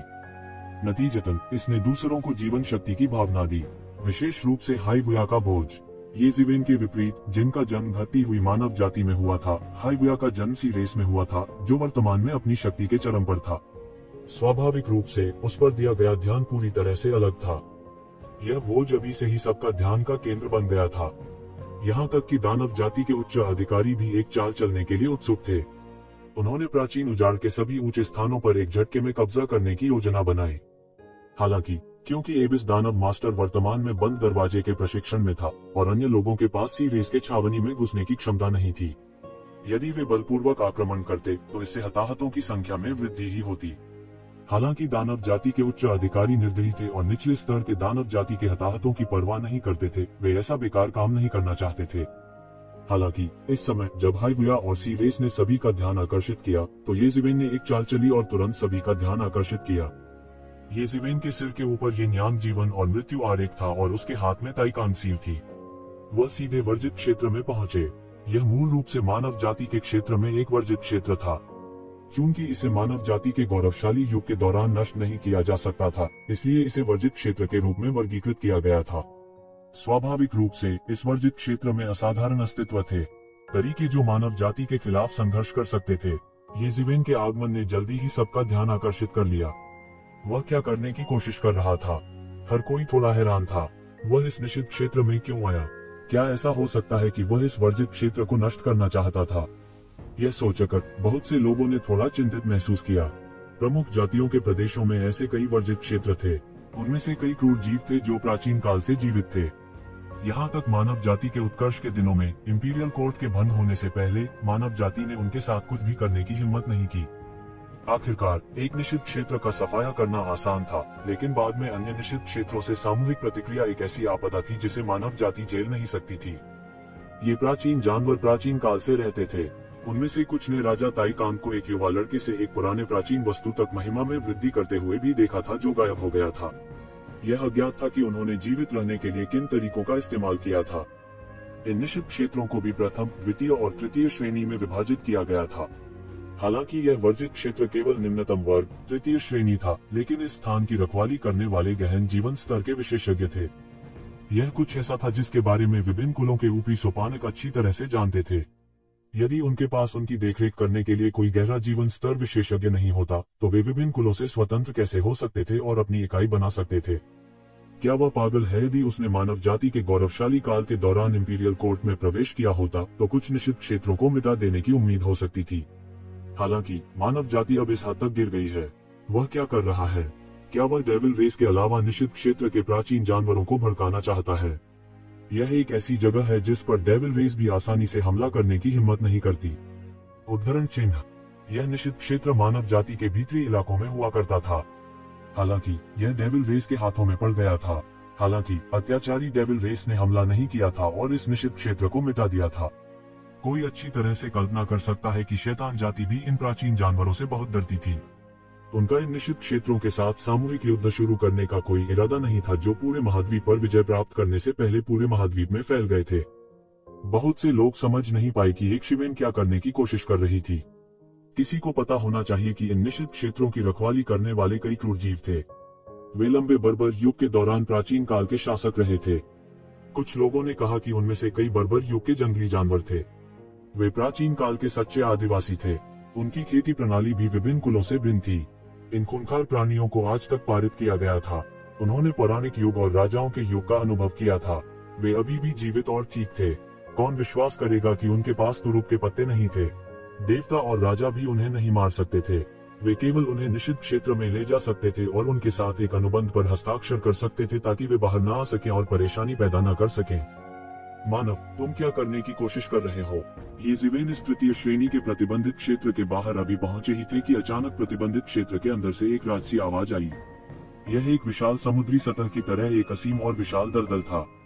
यह बहुत चौड़ा था और यह प्रतिबंधित क्षेत्र था। आमतौर पर जहरीले जीव इधर उधर रहते थे और आम लोग बस इसके करीब भी नहीं जा सकते थे। निषिद्ध क्षेत्र से वरिष्ठ मानव जाति के येज़िवेन एक विशेष यात्रा के लिए आए हैं। येज़िवेन ने अपने हाथ जोड़कर कहा। हालांकि उसने केवल अपने हाथों को सहलाया और कुछ नहीं। अपनी वर्तमान स्थिति के साथ उन्हें किसी के सामने झुकने और परिमार्जन करने की आवश्यकता नहीं थी। मुलाकात, क्या आपको ऐसा लग रहा है कि आप यहाँ ताइकान सील के साथ दर्शन करने आए हैं? हम यहाँ मानव जाति का स्वागत नहीं करते हैं। अगर आपके पास कहने के लिए कुछ नहीं है तो यहाँ से चले जाएं। मत सोचो कि गहन जीवन क्षेत्र में प्रवेश करने के बाद तुम जो चाहो कर सकते हो। महाद्वीप में सबसे मजबूत व्यक्ति, तुम बहुत अहंकारी हो, वह गहरी और गूंजती आवाज ने तिरस्कार पूर्वक कहा। यह स्पष्ट था कि वह महाद्वीप में सबसे मजबूत व्यक्ति के रूप में येज़ेवेन के शीर्षक से काफी घृणास्पद था। इन वृद्ध राक्षसों ने कई वर्षों तक खेती की थी। उन गुप्त तकनीकों के कारण उनकी साधना लगभग ठप हो गई थी। हालांकि वर्षों से उन्होंने जो मार्शल शक्ति जमा की थी वह येज़ेवेन जैसे जूनियर्स के लिए तिरस्कार दिखाने के लिए पर्याप्त थी। वे कई वर्षों तक जीवित रहे थे। उन्होंने कई उत्कृष्ट लोगों को देखा था। यह शीर्षक भी दूसरों की एक अवांछनीय प्रशंसा है। मैं इसके लायक नहीं हूँ। येज़ेवेन को गुस्सा नहीं आया, वह बस मुस्कुराया और कहा। दूसरे कुछ भ्रमित थे। कुछ लोगों ने सोचा था कि वह इस निषिद्ध क्षेत्र को समतल करने की योजना बना रहा था। हालांकि ऐसा लग रहा था कि येज़ेवेन अभी भी अपेक्षाकृत दोस्ताना थी। ऐसा नहीं लगता था कि असहमति के कारण दोनों पक्ष एक बड़ी लड़ाई शुरू करने की योजना बना रहे थे। हालांकि ताई कैंगसील एक दोस्ताना यात्रा की तरह नहीं लगती थी। उन्हें जल्द ही एहसास हो गया कि यह कोई सामान्य जगह नहीं है। यह एक निषिद्ध क्षेत्र था जो अनगिनत वर्षों से मानव जाति के भीतरी इलाकों में खड़ा था। किसी को नहीं पता था कि अंदर किस तरह के खूंखार जीव हैं। कौन नहीं डरेगा, यहाँ तक प्रोफाउंड लाइफ रियलम के विशेषज्ञ भी शायद ही कभी इस जगह पर आएंगे। अपने आप को बचाने के लिए ताई कैंगसील ले जाना उनके लिए स्वाभाविक था। हालांकि बहुत से लोग अभी भी अपने दिलों में कोस रहे थे। राजा ताई कांग अपने अंतिम शिष्य के लिए बहुत अच्छे थे। उसने उसे ताई कैंगसील का उपयोग करने भी दिया। हालांकि राजा ताई कांग के पास एक से अधिक बिजली की वस्तुएं थीं, लेकिन इसमें कोई संदेह नहीं था कि ताई कैंगसील सबसे शक्तिशाली और प्रसिद्ध शक्ति वस्तु थी। यह कहा गया था कि बाहरी क्षेत्र में अत्याचारी विशेषज्ञों द्वारा राजा ताई कांग को नियंत्रित किया जा रहा था, इसलिए उसके पास मानव जाति की मदद करने के लिए वापस लौटने का कोई रास्ता नहीं था। हालांकि उन्होंने ऐसी परिस्थितियों में भी ताई कैंगसील नहीं ली थी। कोई कल्पना कर सकता है कि वह अपने इस शिष्य को कितना महत्व देते थे। हालांकि ताई कैंगसील येज़ेवेन के हाथों में थी। यह वास्तव में एक बड़ा निवारक था। हालांकि येज़ेवेन स्वाभाविक रूप से बिना किसी कारण के यहाँ नहीं आएगी। एक मामला है जिस पर मैं आप सभी के साथ चर्चा करना चाहूंगी। येज़ेवेन ने मुस्कुराते हुए कहा। वह कितना हानिरहित लग रहा था। जल्दी बोलो, हमारे पास तुमसे बात करने का समय नहीं है। गहरी आवाज जारी रही। तो ये बात है, कुछ समय पहले जब हमारी मानव जाति शैतान जाति के नेतृत्व में गिर गई थी तो करोड़ों मनुष्यों को आपके पक्ष में ले लिया गया था। मुझे आश्चर्य है कि क्या आप उन्हें अभी वापस कर सकते हैं। येज़ेवेन के चेहरे पर मुस्कान थी, हालांकि उनका स्वर कुछ जोरदार था। किसी को उम्मीद नहीं थी कि इंपीरियल कोर्ट गिर जाएगा, इसलिए मानव जाति की हार की गति आश्चर्यजनक थी। इससे पहले कि वे रक्षात्मक रेखा स्थापित करने के लिए रुक पाते, कई स्थान रह गए। ऐसी परिस्थितियों में विभिन्न बल केवल अपनी रक्षा कर सकते थे। वे आम लोगों की परवाह कैसे कर सकते थे, इसलिए कई आम लोगों को परेशानी हुई। वे या तो डेविल रेस के हाथों में पड़ गए और डेविल्स में बदल गए, फिर उन्हें अन्य जातियों द्वारा छीन लिया गया। वे या तो भोजन या दास के रूप में उपयोग किए जाते थे। यह कहा जा सकता है कि यह देखने वाला एक दुखद दृश्य था। परिवार अलग हो गए और देश नष्ट हो गया।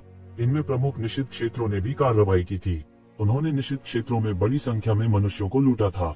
यदि यह सामान्य समय के दौरान होता तो मानव जाति स्वाभाविक रूप से ऐसी स्थिति को सहन नहीं करती। हालांकि वर्तमान मानव जाति के लिए खुद को बचाने की क्षमता रखना पहले से ही काफी अच्छा था। इसके अलावा उनके लिए इन बातों की परवाह करना असंभव था। इसलिए यद्यपि विभिन्न जातियों को इस मामले के बारे में पता था, फिर भी किसी ने वास्तव में इस मामले को दिल से नहीं लिया। तो ज़िवेन ने इसे विनम्रता से कहा, ले लेना। शायद उनमें से बहुत से भोजन में बदल दिए गए थे और इन प्राचीन जानवरों द्वारा खाए गए थे। बात बस इतनी थी कि किसी ने यह उम्मीद नहीं की थी कि इस बार निषिद्ध क्षेत्र पर येज़ेवेन का हमला वास्तव में इन आम लोगों को बचाने के लिए था। इससे वे कुछ हद तक समझने में असमर्थ हो गए। उनकी राय में मानव जाति के अभिजात वर्ग निस्संदेह क्यूई पर्वत क्षेत्र में थे। जब तक वे लोग वहां थे तब तक मानव जाति के पुनर्जीवित होने की आशा थी। जहां तक सामान्य लोगों की बात है, वे न केवल इस समय मददगार नहीं हो सकते थे, बल्कि वे एक बोझ भी बन जाते थे। क्या उन सामान्य लोगों के लिए निषिद्ध क्षेत्र से बाहर निकलना उचित था जो चींटियों की तरह थे? भले ही वह सामान्य तृतीय श्रेणी का वर्जित क्षेत्र ही क्यों न हो, उसमें एक से अधिक प्रोफाउंड लाइफ रियल मास्टर होंगे। मानव जाति के लिए ऐसे विरोधी को उकसाना अच्छी बात नहीं थी। इसके अलावा वे निषिद्ध क्षेत्र इतने वर्षों तक जीवित रहे। यह कहा जा सकता है कि भले ही कमल की जड़ टूट गई हो, फिर भी धागा जुड़ा हुआ था। यदि उनमें से एक को भी पीटा जाए तो वह पागल कुत्तों की तरह सभी को काट डालेगा। यह भी मूलभूत कारण था कि क्यों विभिन्न नस्लों ने उन्हें इन सभी वर्षों में अस्तित्व में रहने दिया। क्या मानव जाति के लड़के, क्या आप जानते हैं कि आप किससे बात कर रहे हैं? तुम्हारी इतनी आकस्मिक होने की हिम्मत कैसे हुई? गहरी आवाज अचानक एक उच्च पिच पर उठी और गुस्से से बोली। उस मामले में मैं सीधा रहूंगा। आप लोगों को सौंपने जा रहे हैं या नहीं? मुझे सीधा जवाब दे, यदि आप मदद के लिए नहीं बुलाते हैं तो मुझे व्यक्तिगत रूप से उनके लिए पूछने के लिए दोष न दें। येज़ेबेल ने तुरंत अपनी मुस्कान को रोका और ठंडे स्वर में कहा, अभिमानी, आपको क्या लगता है कि आप क्या हैं? अभिमानी, तुम्हें क्या लगता है कि तुम कौन हो? गहरी आवाज में ऐसा नहीं लगता था कि येज़ेबेल की बिल्कुल परवाह करती है। उसके स्वर में तिरस्कार का संकेत था। प्राचीन बैरन में कई लोगों की नजर में येज़ेबेल प्राचीन बैरन में नंबर 1 विशेषज्ञ थे। हालांकि इन लोगों की नजर में प्राचीन बेरेंस में नंबर 1 विशेषज्ञ यह अभी भी उससे बहुत दूर था।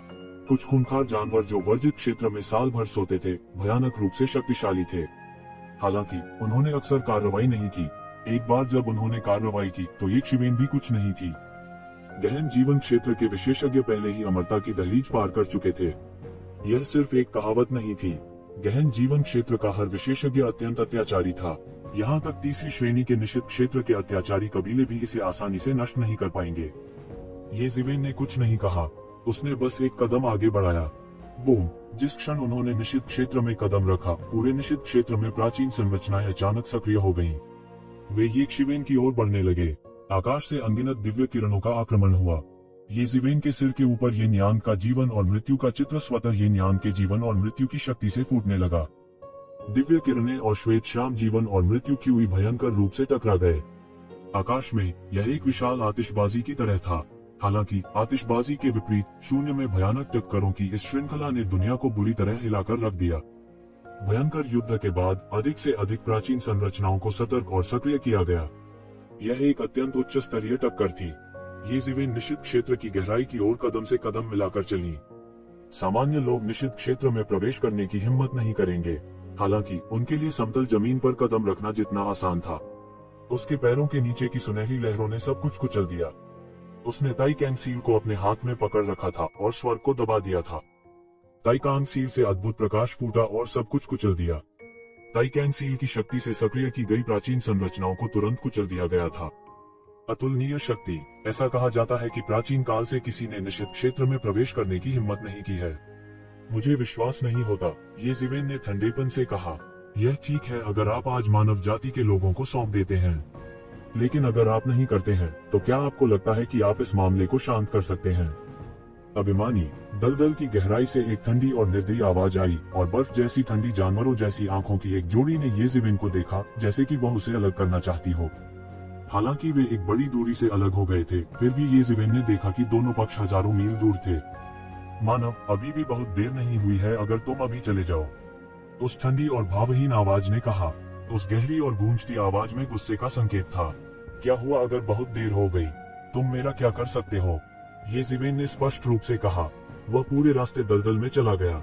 ये दलदल भी असाधारण थे। वे लगातार बुदबुदा रहे थे और अंदर अनगिनत जहरीले जीव सुप्तावस्था में थे। वह अच्छी तरह से जानता था कि अंदर हाइबरनेट करने वाले शक्तिशाली स्वर्गीय दायरे के जहरीले जीवों की कमी नहीं थी। इतना ही नहीं, उनकी संख्या बहुत अधिक थी। इसमें कोई आश्चर्य नहीं था कि अतीत में मानव जाति के गौरव के बावजूद वे अभी भी इन प्रतिबंधित क्षेत्रों को समतल करने में असमर्थ थे। वास्तव में इन प्रतिबंधित क्षेत्रों की अपनी क्षमताएं थीं। तुम्हारी हिम्मत कैसे हुई? दलदल की गहराई में मौजूद अस्तित्व को आखिरकार येज़ेबेल ने क्रोधित कर दिया। बूम! टकराना। पूरे दलदल से एक तेज गड़गड़ाहट की आवाज आई, जिसके बाद एक विस्मयकारी विस्फोट हुआ। दलदल से निकली अनगिनत जहरीली मिट्टी लहरों में बदल गई, जिसने आकाश को धुंधला कर दिया और उसे मारने के लिए येज़ेबेल की ओर दौड़ी। येज़ेबेल ने परवाह नहीं की। उसने अपने बड़े हाथ से जहरीली मिट्टी को पकड़ा और उसे चूर चूर कर दिया। काय, बाहर आओ अगर तुम्हारे पास क्षमता है, येज़ेबेल चिल्लाई और सीधे हमला कर दिया। उसका बड़ा हाथ आकाश में एक विशाल हस्तचिन्ह में बदल गया और दलदल की गहराइयों की ओर जमकर दब गया। बूम! एक बड़ी गर्जना हुई और एक बड़ा छेद पूरे दलदल से बाहर निकल गया। क्या तुम सच में हमसे लड़ने जा रहे हो? उस गहरी और ठंडी आवाज ने थोड़े गुस्से से कहा। चूंकि आप पहले ही अपनी चाल चल चुके हैं, इसलिए अधिक कहने की आवश्यकता नहीं है।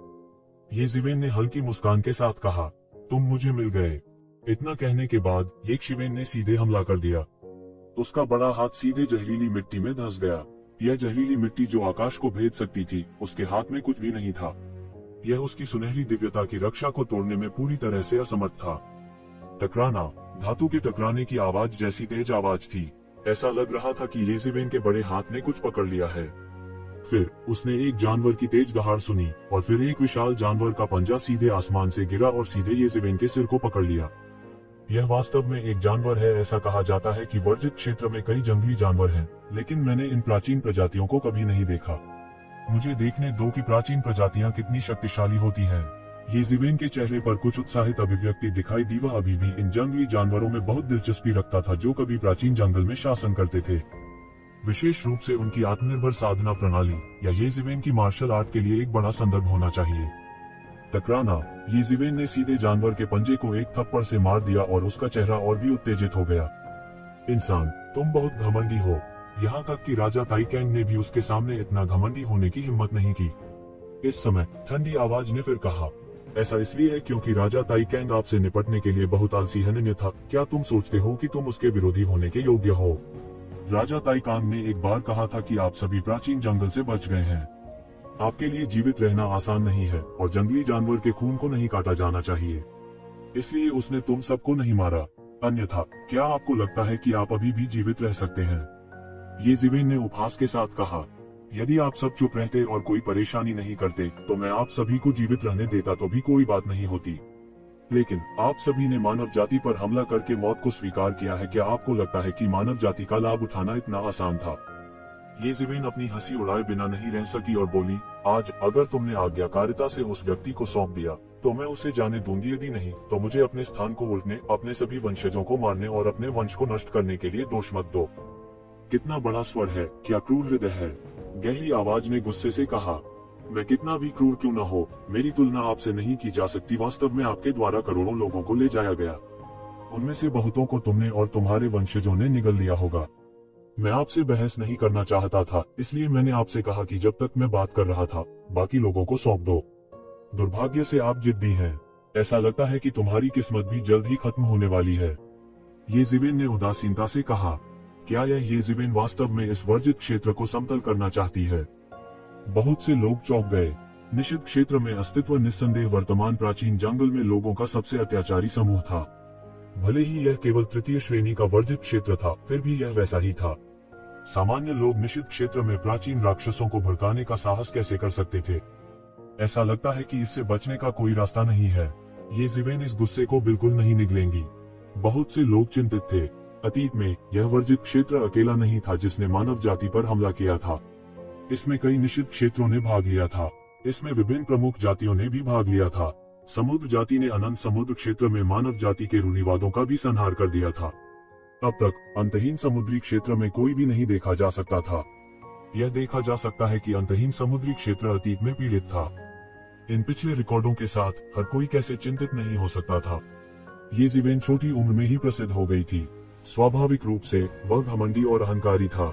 हालांकि उन्होंने केवल कुछ 100 वर्षों तक ही खेती की थी। वह 1000 साल का भी नहीं था। दसियों हजार वर्षों के जीवन काल की तुलना में उन्हें केवल एक किशोर ही माना जा सकता था। ऐसा व्यक्ति सबसे अधिक लाचार था क्योंकि बहुत से लोग तरकीन थे। बहुत से लोगों को थोड़ी राहत मिली क्योंकि येज़ेबेल ने कहा था कि वह अतीत का पीछा नहीं करेगा। लेकिन अब कई लोग अचानक घबरा गए।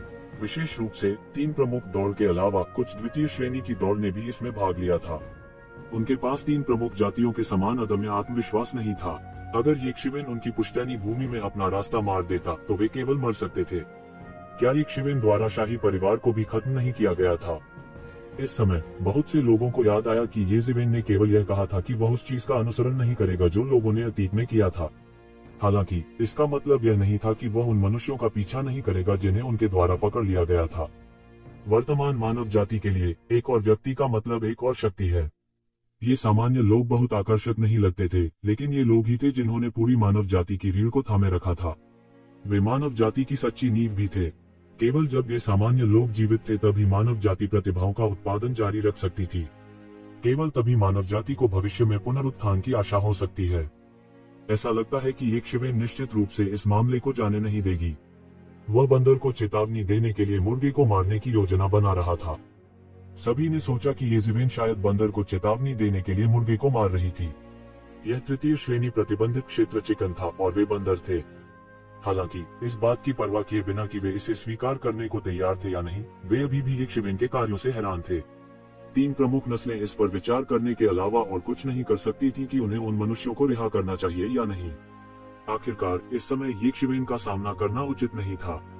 आखिर इतने शक्तिशाली विशेषज्ञ के सामने कोई भी शांत नहीं रह सकता था।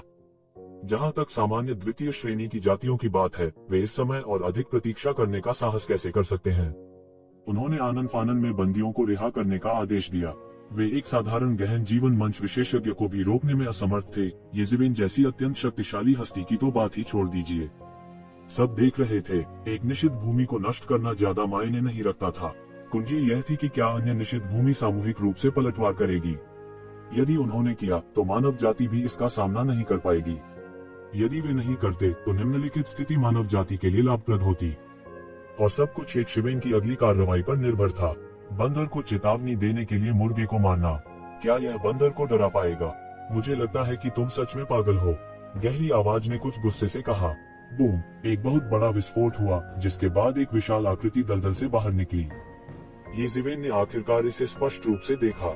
यह एक बहुत बड़ा उजाड़ जानवर था। इसका पूरा शरीर एक पर्वत श्रृंखला के आकार का था। यह दलदल की गहराई में हाइबरनेट कर रहा था। सामान्य परिस्थितियों में यह अपने जीवन काल को बढ़ाने के लिए हिल भी नहीं पाएगा, लेकिन आज येज़ेबेल ने पहले ही इसे एक गतिरोध में डाल दिया था। उसके पास बाहर कूदने के अलावा कोई चारा नहीं था। यह एक बहुत बड़ा उजाड़ मगरमच्छ था। उसका शरीर अतुलनीय रूप से विशाल था और उसका पूरा शरीर काली शल्कों से ढका हुआ था। यदि यह दलदल में छिप जाता तो इसके रंग को पहचानना असंभव होता। और इस समय येज़ेबेल ने आखिरकार अपनी पूरी ताकत लगा दी। ऐसे उजाड़ जानवर का सामना करना जो प्राचीन काल से जीवित था, उसका खून खौलने लगा। यह कुछ ऐसा था जिसे उन्होंने वांग चोंग और अन्य लोगों के खिलाफ लड़ते हुए महसूस नहीं किया था। जब एक अत्याचारी प्रतिद्वंद्वी का सामना करना पड़ता है तो उसका खून और क्यूई स्वतः ही अपने प्रतिद्वंद्वी की अशुभ आभा की ओर आकर्षित हो जाते हैं। यह भयानक उजाड़ मगरमच्छ आकाश में दहाड़ता है। इसकी पूंछ, जो एक छोटी पर्वत श्रृंखला की तरह थी, क्षैतिज रूप से नीचे गिर गई। आकाश दो हिस्सों में विभाजित हो गया और पाउडर में बदल गया।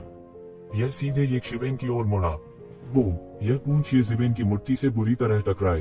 एक भयंकर टक्कर हुई और शून्य फट गया। एक भयानक अंतरिक्ष तूफान का निर्माण करते हुए दिव्य प्रकाश फूट पड़ा। येज़ेबेल नहीं हिला और यह उजाड़ मगरमच्छ जरा सा भी नहीं हिला। येज़ेबेल की आंखें आश्चर्य से चमक उठी।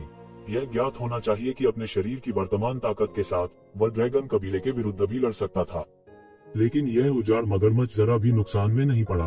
दूसरे शब्दों में, इस उजाड़ मगरमच्छ के शरीर की तुलना शायद ड्रैगन कबीले से की जा सकती थी। यह एक उजाड़ पशु कहलाने के योग्य था जिसने प्राचीन काल में अनगिनत वर्षों तक शासन किया था। यह वाकई भयानक था। साधारण गहन जीवन क्षेत्र प्राथमिक स्तर के साधक इस उजाड़ मगरमच्छ का मुकाबला नहीं कर सकते। वापस लड़ने की ताकत के बिना वे उसकी पूंछ से मौके पर ही मौत के घाट उतार दिए जाएंगे।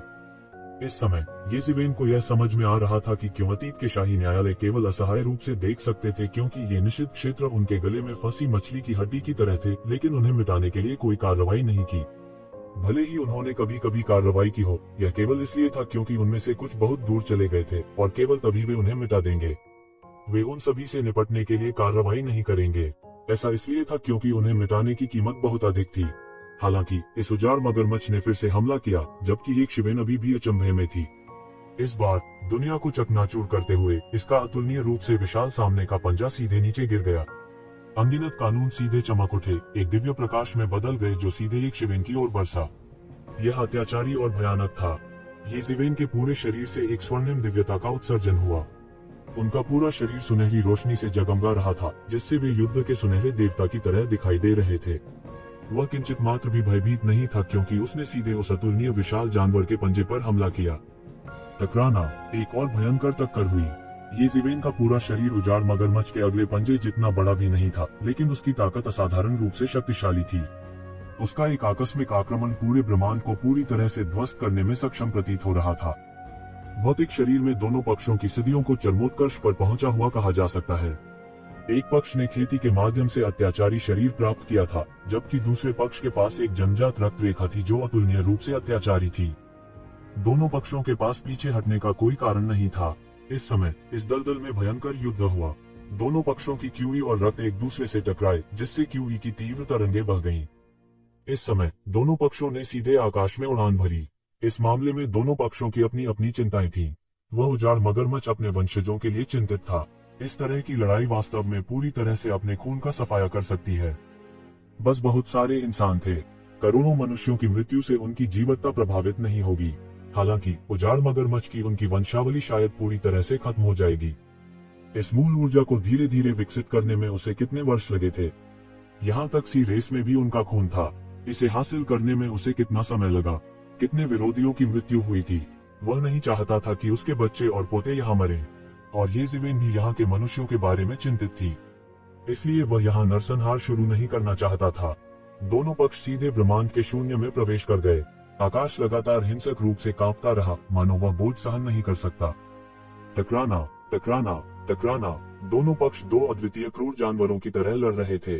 केवल अपने शक्तिशाली भौतिक शरीरों पर भरोसा करके वे पहले से ही एक ऐसा प्रभाव उत्पन्न करने में सक्षम थे जो कि कई प्रोफाउंड लाइफ विशेषज्ञ अपनी पूरी ताकत का उपयोग करने पर भी हासिल नहीं कर सकते थे। दिव्य ज्योति प्रज्वलित हुई, अनगिनत सिद्धांत टूट गए और प्रकट हुए। दोनों पक्षों में आश्चर्यजनक युद्ध छिड़ गया था। वर्तमान प्राचीन काल में देवता अब आसपास नहीं थे। विभिन्न राजाओं का अस्तित्व भी बहुत पहले समाप्त हो गया था। इस तरह की स्थिति में प्रोफाउंड रियल्म विशेषज्ञ व्यवहारिक रूप से सबसे मजबूत विशेषज्ञ थे, जिनके बारे में सभी जानते थे। हालांकि ये सबसे मजबूत विशेषज्ञ आसानी से कार्रवाई नहीं करेंगे।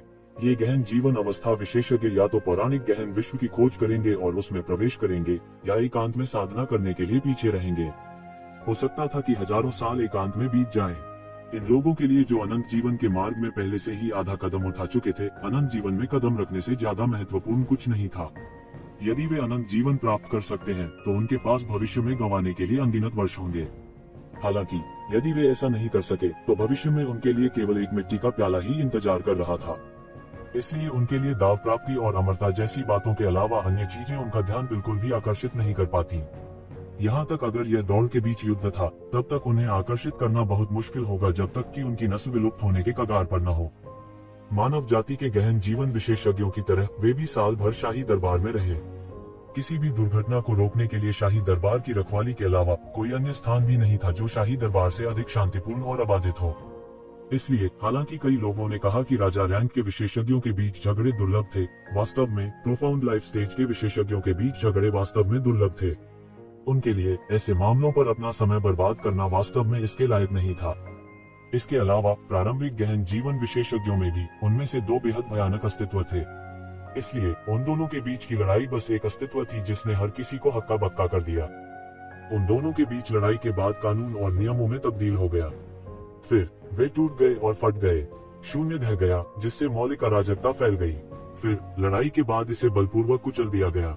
इस तरह की लड़ाई को दुनिया को हिला देने वाला कहा जा सकता है। गहन जीवन विशेषज्ञ बहुत भयानक थे। उन्हें व्यवहारिक रूप से देवताओं और राजाओं के नीचे सबसे मजबूत विशेषज्ञ कहा जा सकता है। कई गहन जीवन स्तर के विशेषज्ञों को अन्य गहन जीवन स्तर के विशेषज्ञों के निधन के बाद भी उनके साथ मारपीट करने का मौका नहीं मिल सकता है। इसलिए आदिकालीन युग के नायकों के लिए ऐसा युद्ध एक आश्चर्यजनक युद्ध था जिसे वे हजारों या दसियों हजार वर्षों में एक बार भी नहीं देख सकते थे। मानव लड़के, आपका भौतिक शरीर वास्तव में अद्भुत है। प्राचीन काल से मैंने मानव जाति के कई लोगों को अद्भुत युद्ध कौशल के साथ देखा है। हालांकि एक ही दायरे में बहुत से लोग नहीं हैं जो भौतिक शरीर के मामले में आपकी तुलना कर सकते हैं। जंगली मगरमच्छ जोर से बोला। उसका स्वर गहरे आत्मविश्वास और गर्व से भरा था। उसने अतीत में बहुत से लोगों को देखा था। इन अनगिनत वर्षों में वह ज्यादातर समय नींद में ही रहे। हालांकि कभी कभी चौंकाने वाले विशेषज्ञ प्रकट होते और उसे जगाते। इस तरह उन्होंने बहुत से उत्कृष्ट लोगों को देखा था। उन्होंने उन विशेषज्ञों को वैभव और पतन की ओर बढ़ते देखा था। उन्होंने बहुत से उतार चढ़ाव देखे थे। क्या आप यह दिखाने की कोशिश कर रहे हैं कि आप लंबे समय से जीवित हैं? ये ज़िवेन का मूव कुछ तिरस्कारपूर्ण था। तो क्या हुआ यदि आप लंबे समय तक जीवित रहे हैं? आप अनगिनत वर्षों तक जीवित रहे हैं, लेकिन आप केवल गहन जीवन क्षेत्र के प्रारंभिक चरण में हैं। अगर मैं तुम होते तो मैं बहुत पहले ही शर्म से मर गया होता। ये ज़िवेन के कठोर शब्दों ने तुरंत जंगली मगरमच्छ को शर्म के मारे गुस्से से भर दिया। हालांकि वे अनगिनत वर्षों तक जीवित रहे थे और बहुत सी ऐसी चीजें देखी थी जिनकी ये लोग कल्पना भी नहीं कर सकते थे, फिर भी एक समस्या थी जिसे वे टाल नहीं सकते थे। यानी इन अनगिनत सालों में उनकी खेती में ज्यादा तरक्की नहीं हुई थी। यह वह कीमत थी जो उन्हें जीवित रहने के लिए चुकानी पड़ी थी।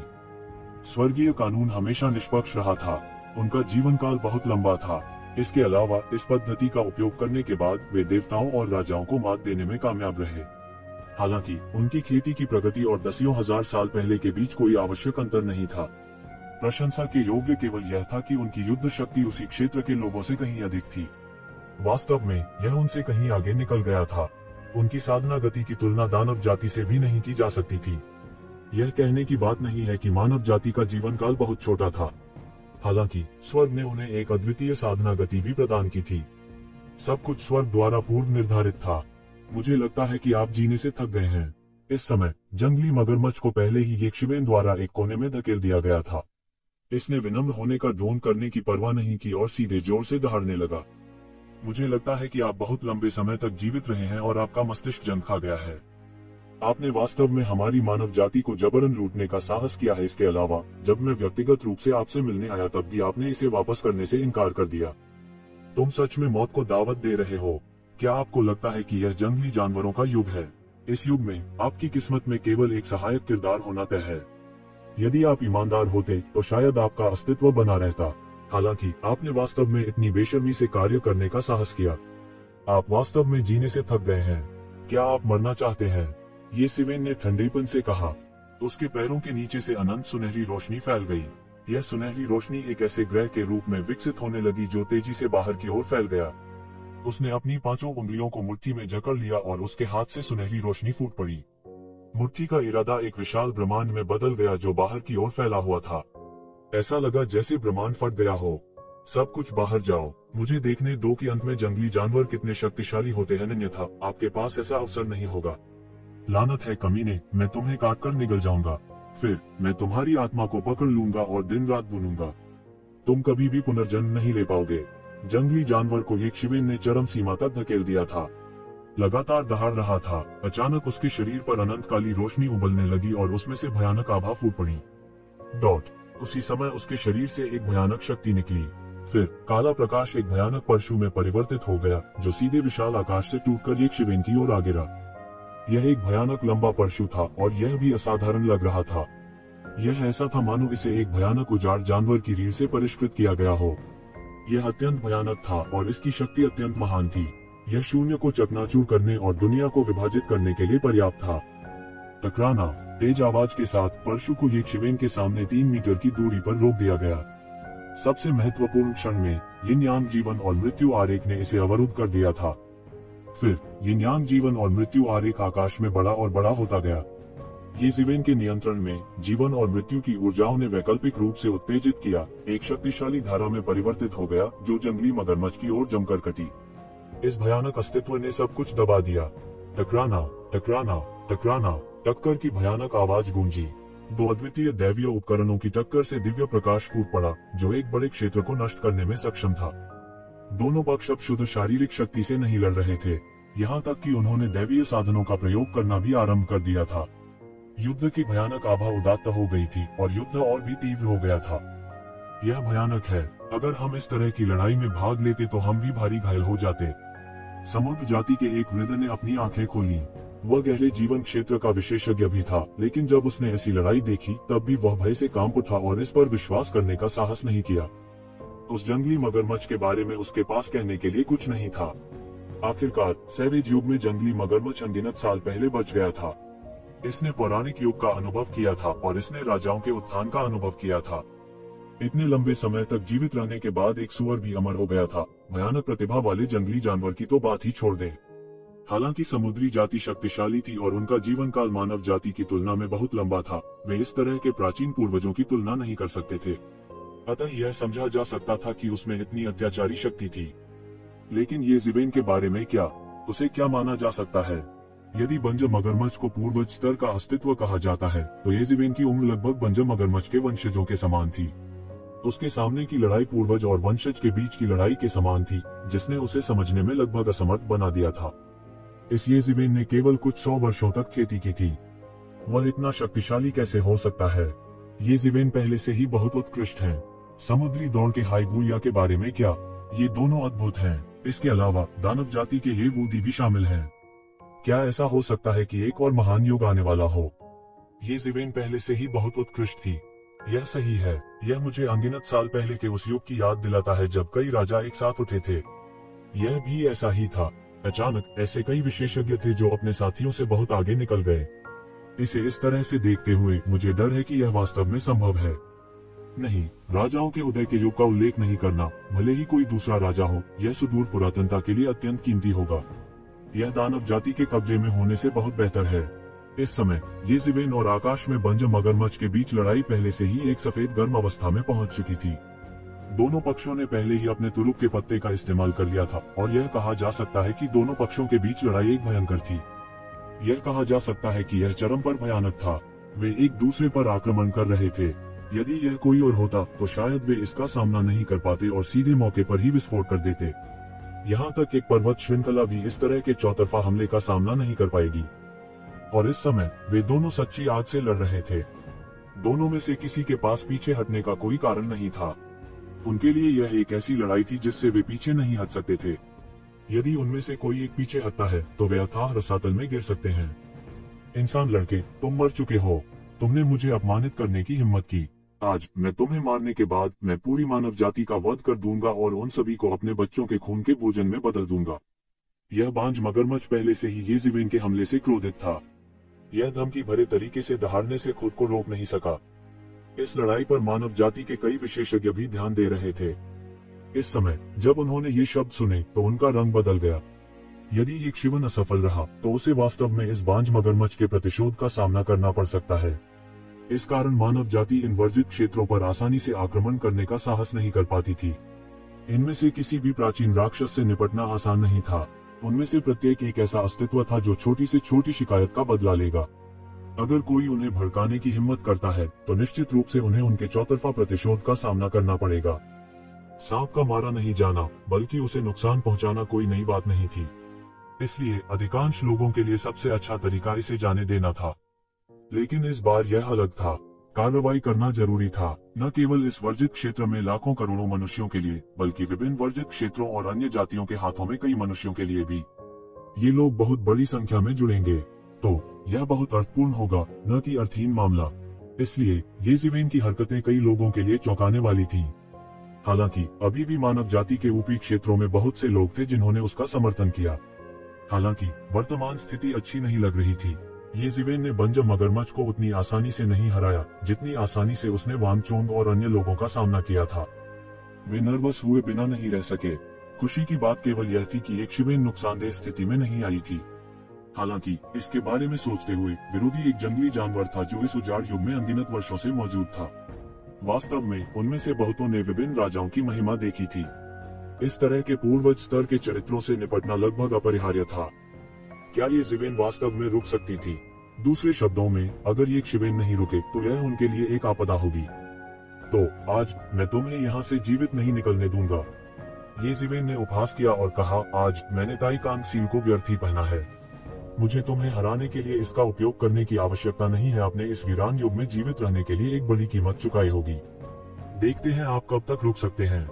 बंज मगरमच्छ का दिल अचानक कांप उठा। इसकी आंखों में अविश्वास का भाव था। ये जिवेन ने वास्तव में इसे समझ लिया था। दूसरे शब्दों में, वे केवल थोड़ी देर के लिए लड़े थे और ये जिवेन पहले ही इसे देख चुकी थी। स्वाभाविक रूप से यह कीमत चुकाए बिना अब तक जीवित नहीं रहता। इसलिए अधिकांश समय वर्जित क्षेत्र परेशानी का कारण नहीं बने। ऐसा नहीं था कि वे नहीं चाहते थे, लेकिन जैसा कि ये जिवेन ने कहा था, यह उनका युग नहीं था। यदि वे वास्तव में समस्या पैदा करना चाहते थे और मुख्य भूमि की जातियों को परेशान करना चाहते थे तो उनके लिए केवल मृत्यु ही प्रतीक्षा कर रही थी। यदि मुख्य भूमि की नस्लें उन्हें नष्ट करने के लिए दृढ़ हैं, तो उनके पास बचने का कोई मौका नहीं होगा। वह एक जिवेन के अद्भुत अवलोकन कौशल से भी हैरान था। हालांकि वह तुरंत शांत हो गया। भले ही मैं चरम पर नहीं हूँ, लेकिन यह अभी भी आपसे निपटने के लिए पर्याप्त है। बांझ मगरमच्छ जोर से दहाड़ा और एक शक्तिशाली जेन की हुई पागलों की तरह उसके शरीर से बाहर निकल गया। फिर ये एक जिवेन की ओर पहुंचा। इसकी गति अत्यंत तेज थी। शून्य में यह पंजे की छाया से भरे आकाश में बदल गया और एक तूफान की तरह यह ये जिवेन को मारने के लिए उसकी ओर दौड़ा। यह एक जिवेन को मारना चाहता था। यह बहुत स्पष्ट था कि उसके पास ये जिवेन के साथ प्रतिस्पर्धा करने का कोई रास्ता नहीं था, जो अपनी ताकत के चरम पर था।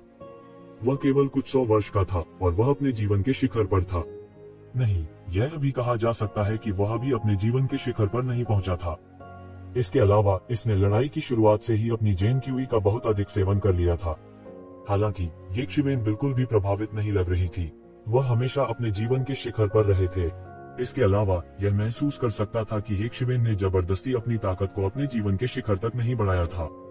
इसके बजाय वह इस चरम अवस्था को बनाए रखता था। हालांकि उसे नहीं पता था कि ये जिवेन ने किस तरह की गुप्त तकनीक का इस्तेमाल किया था, फिर भी यह बहुत डरावना था। इसलिए उसे इस तथ्य का लाभ उठाना पड़ा कि उसके पास अभी भी येकशिवेन को मारने की क्षमता थी। अन्यथा लड़ाई जितनी अधिक होगी, येकशिवेन के लिए उतना ही कम मौका होगा। हम देखते हैं आप कितनी देर रुक सकते हैं। येजीवेन सीधे बाहर निकली और बंजर मगरमच्छ के सामने आ गई। इसके बाद उन्होंने जोरदार हमला किया। उसने बहुत अधिक जटिल चालों का प्रयोग नहीं किया। इसके बजाय उसने दृढ़ और उग्र चालों के विरुद्ध केवल दृढ़ और उग्र चालों का उपयोग किया। दोनों पक्ष आपस में जमकर भिड़ गए। येजीवेन के हमले एक तूफान की तरह थे, तेज और अत्यावश्यक। उसने बंजर मगरमच्छ को उसके तुरुप के पत्ते का उपयोग करने का कोई अवसर नहीं दिया। उसने इसे लगातार अपने साथ टकराने के लिए मजबूर किया। हालांकि इसका हलबट पहले से ही येजीवेन के यिन यांग लाइफ एंड डेथ डायग्राम द्वारा आयोजित किया जा रहा था। टकराना, टकराना, टकराना, यह एक शुद्ध शारीरिक टक्कर थी। येकशिवेन जितना अधिक लड़ी, लड़ाई उतनी ही तीव्र होती गई। येकशिवेन जितना अधिक लड़े, वह उतना ही अधिक उत्साहित हो गया। यदि शुरुआत में बाज मगरमच्छ येजीवेन के साथ संघर्ष करने में सक्षम था, तो जैसे जैसे समय बीतता गया, भयंकर टक्करें येजीवेन के रक्त और क्यूई की भारी मात्रा को खा जाती। जैसा कि कहा जाता है, बूढ़े लोग अपनी मांसपेशियों और हड्डियों पर भरोसा नहीं करते। काश्तकारों के लिए भी यही था। इसके अलावा येजीवेन की तुलना में, जो अपने जीवन के चरम पर था, इस बांझ मगरमच्छ के पास कोई फायदा नहीं था।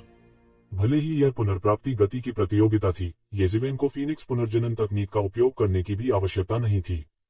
केवल अपने युवा शरीर पर भरोसा करके वह इस बंजर मगरमच्छ से कहीं अधिक अत्याचारी था। फिर भी उसके युवा शरीर के बहुत से फायदे थे। भले ही यह लड़ाई अभी खत्म हो जाए, येकशिवेन थोड़े समय में ठीक हो जाएगी, लेकिन इस बंजर मगरमच्छ को ठीक होने में 10 साल से अधिक या 100 साल से भी अधिक की आवश्यकता हो सकती है। उम्र एक फायदा था, लेकिन साथ ही यह एक घातक दोष भी था। शुरू से ही यह बिना नुकसान की स्थिति में आए येकशिवेन के साथ मुकाबला करने में सक्षम थी, लेकिन बाद में इसे लगातार मात दी जा रही थी। यह बंजर मगरमच्छ लगातार पीछे हट रहा था और इसका विशाल शरीर अब खड़ा नहीं हो सकता था। टकराना, जैसे ही येजीवेन ने सीधे उसके सिर पर मुक्का मारा, एक और जोर की आवाज सुनाई दी, जिससे बंजर मगरमच्छ ने खून से लथपथ कर्कश आवाज निकाली और उसके शरीर को उड़ते हुए बाहर भेजा गया और भयंकर रूप से दलदल में गिर गया, जिससे एक पृथ्वी टूटने वाली लहर पैदा हो गई।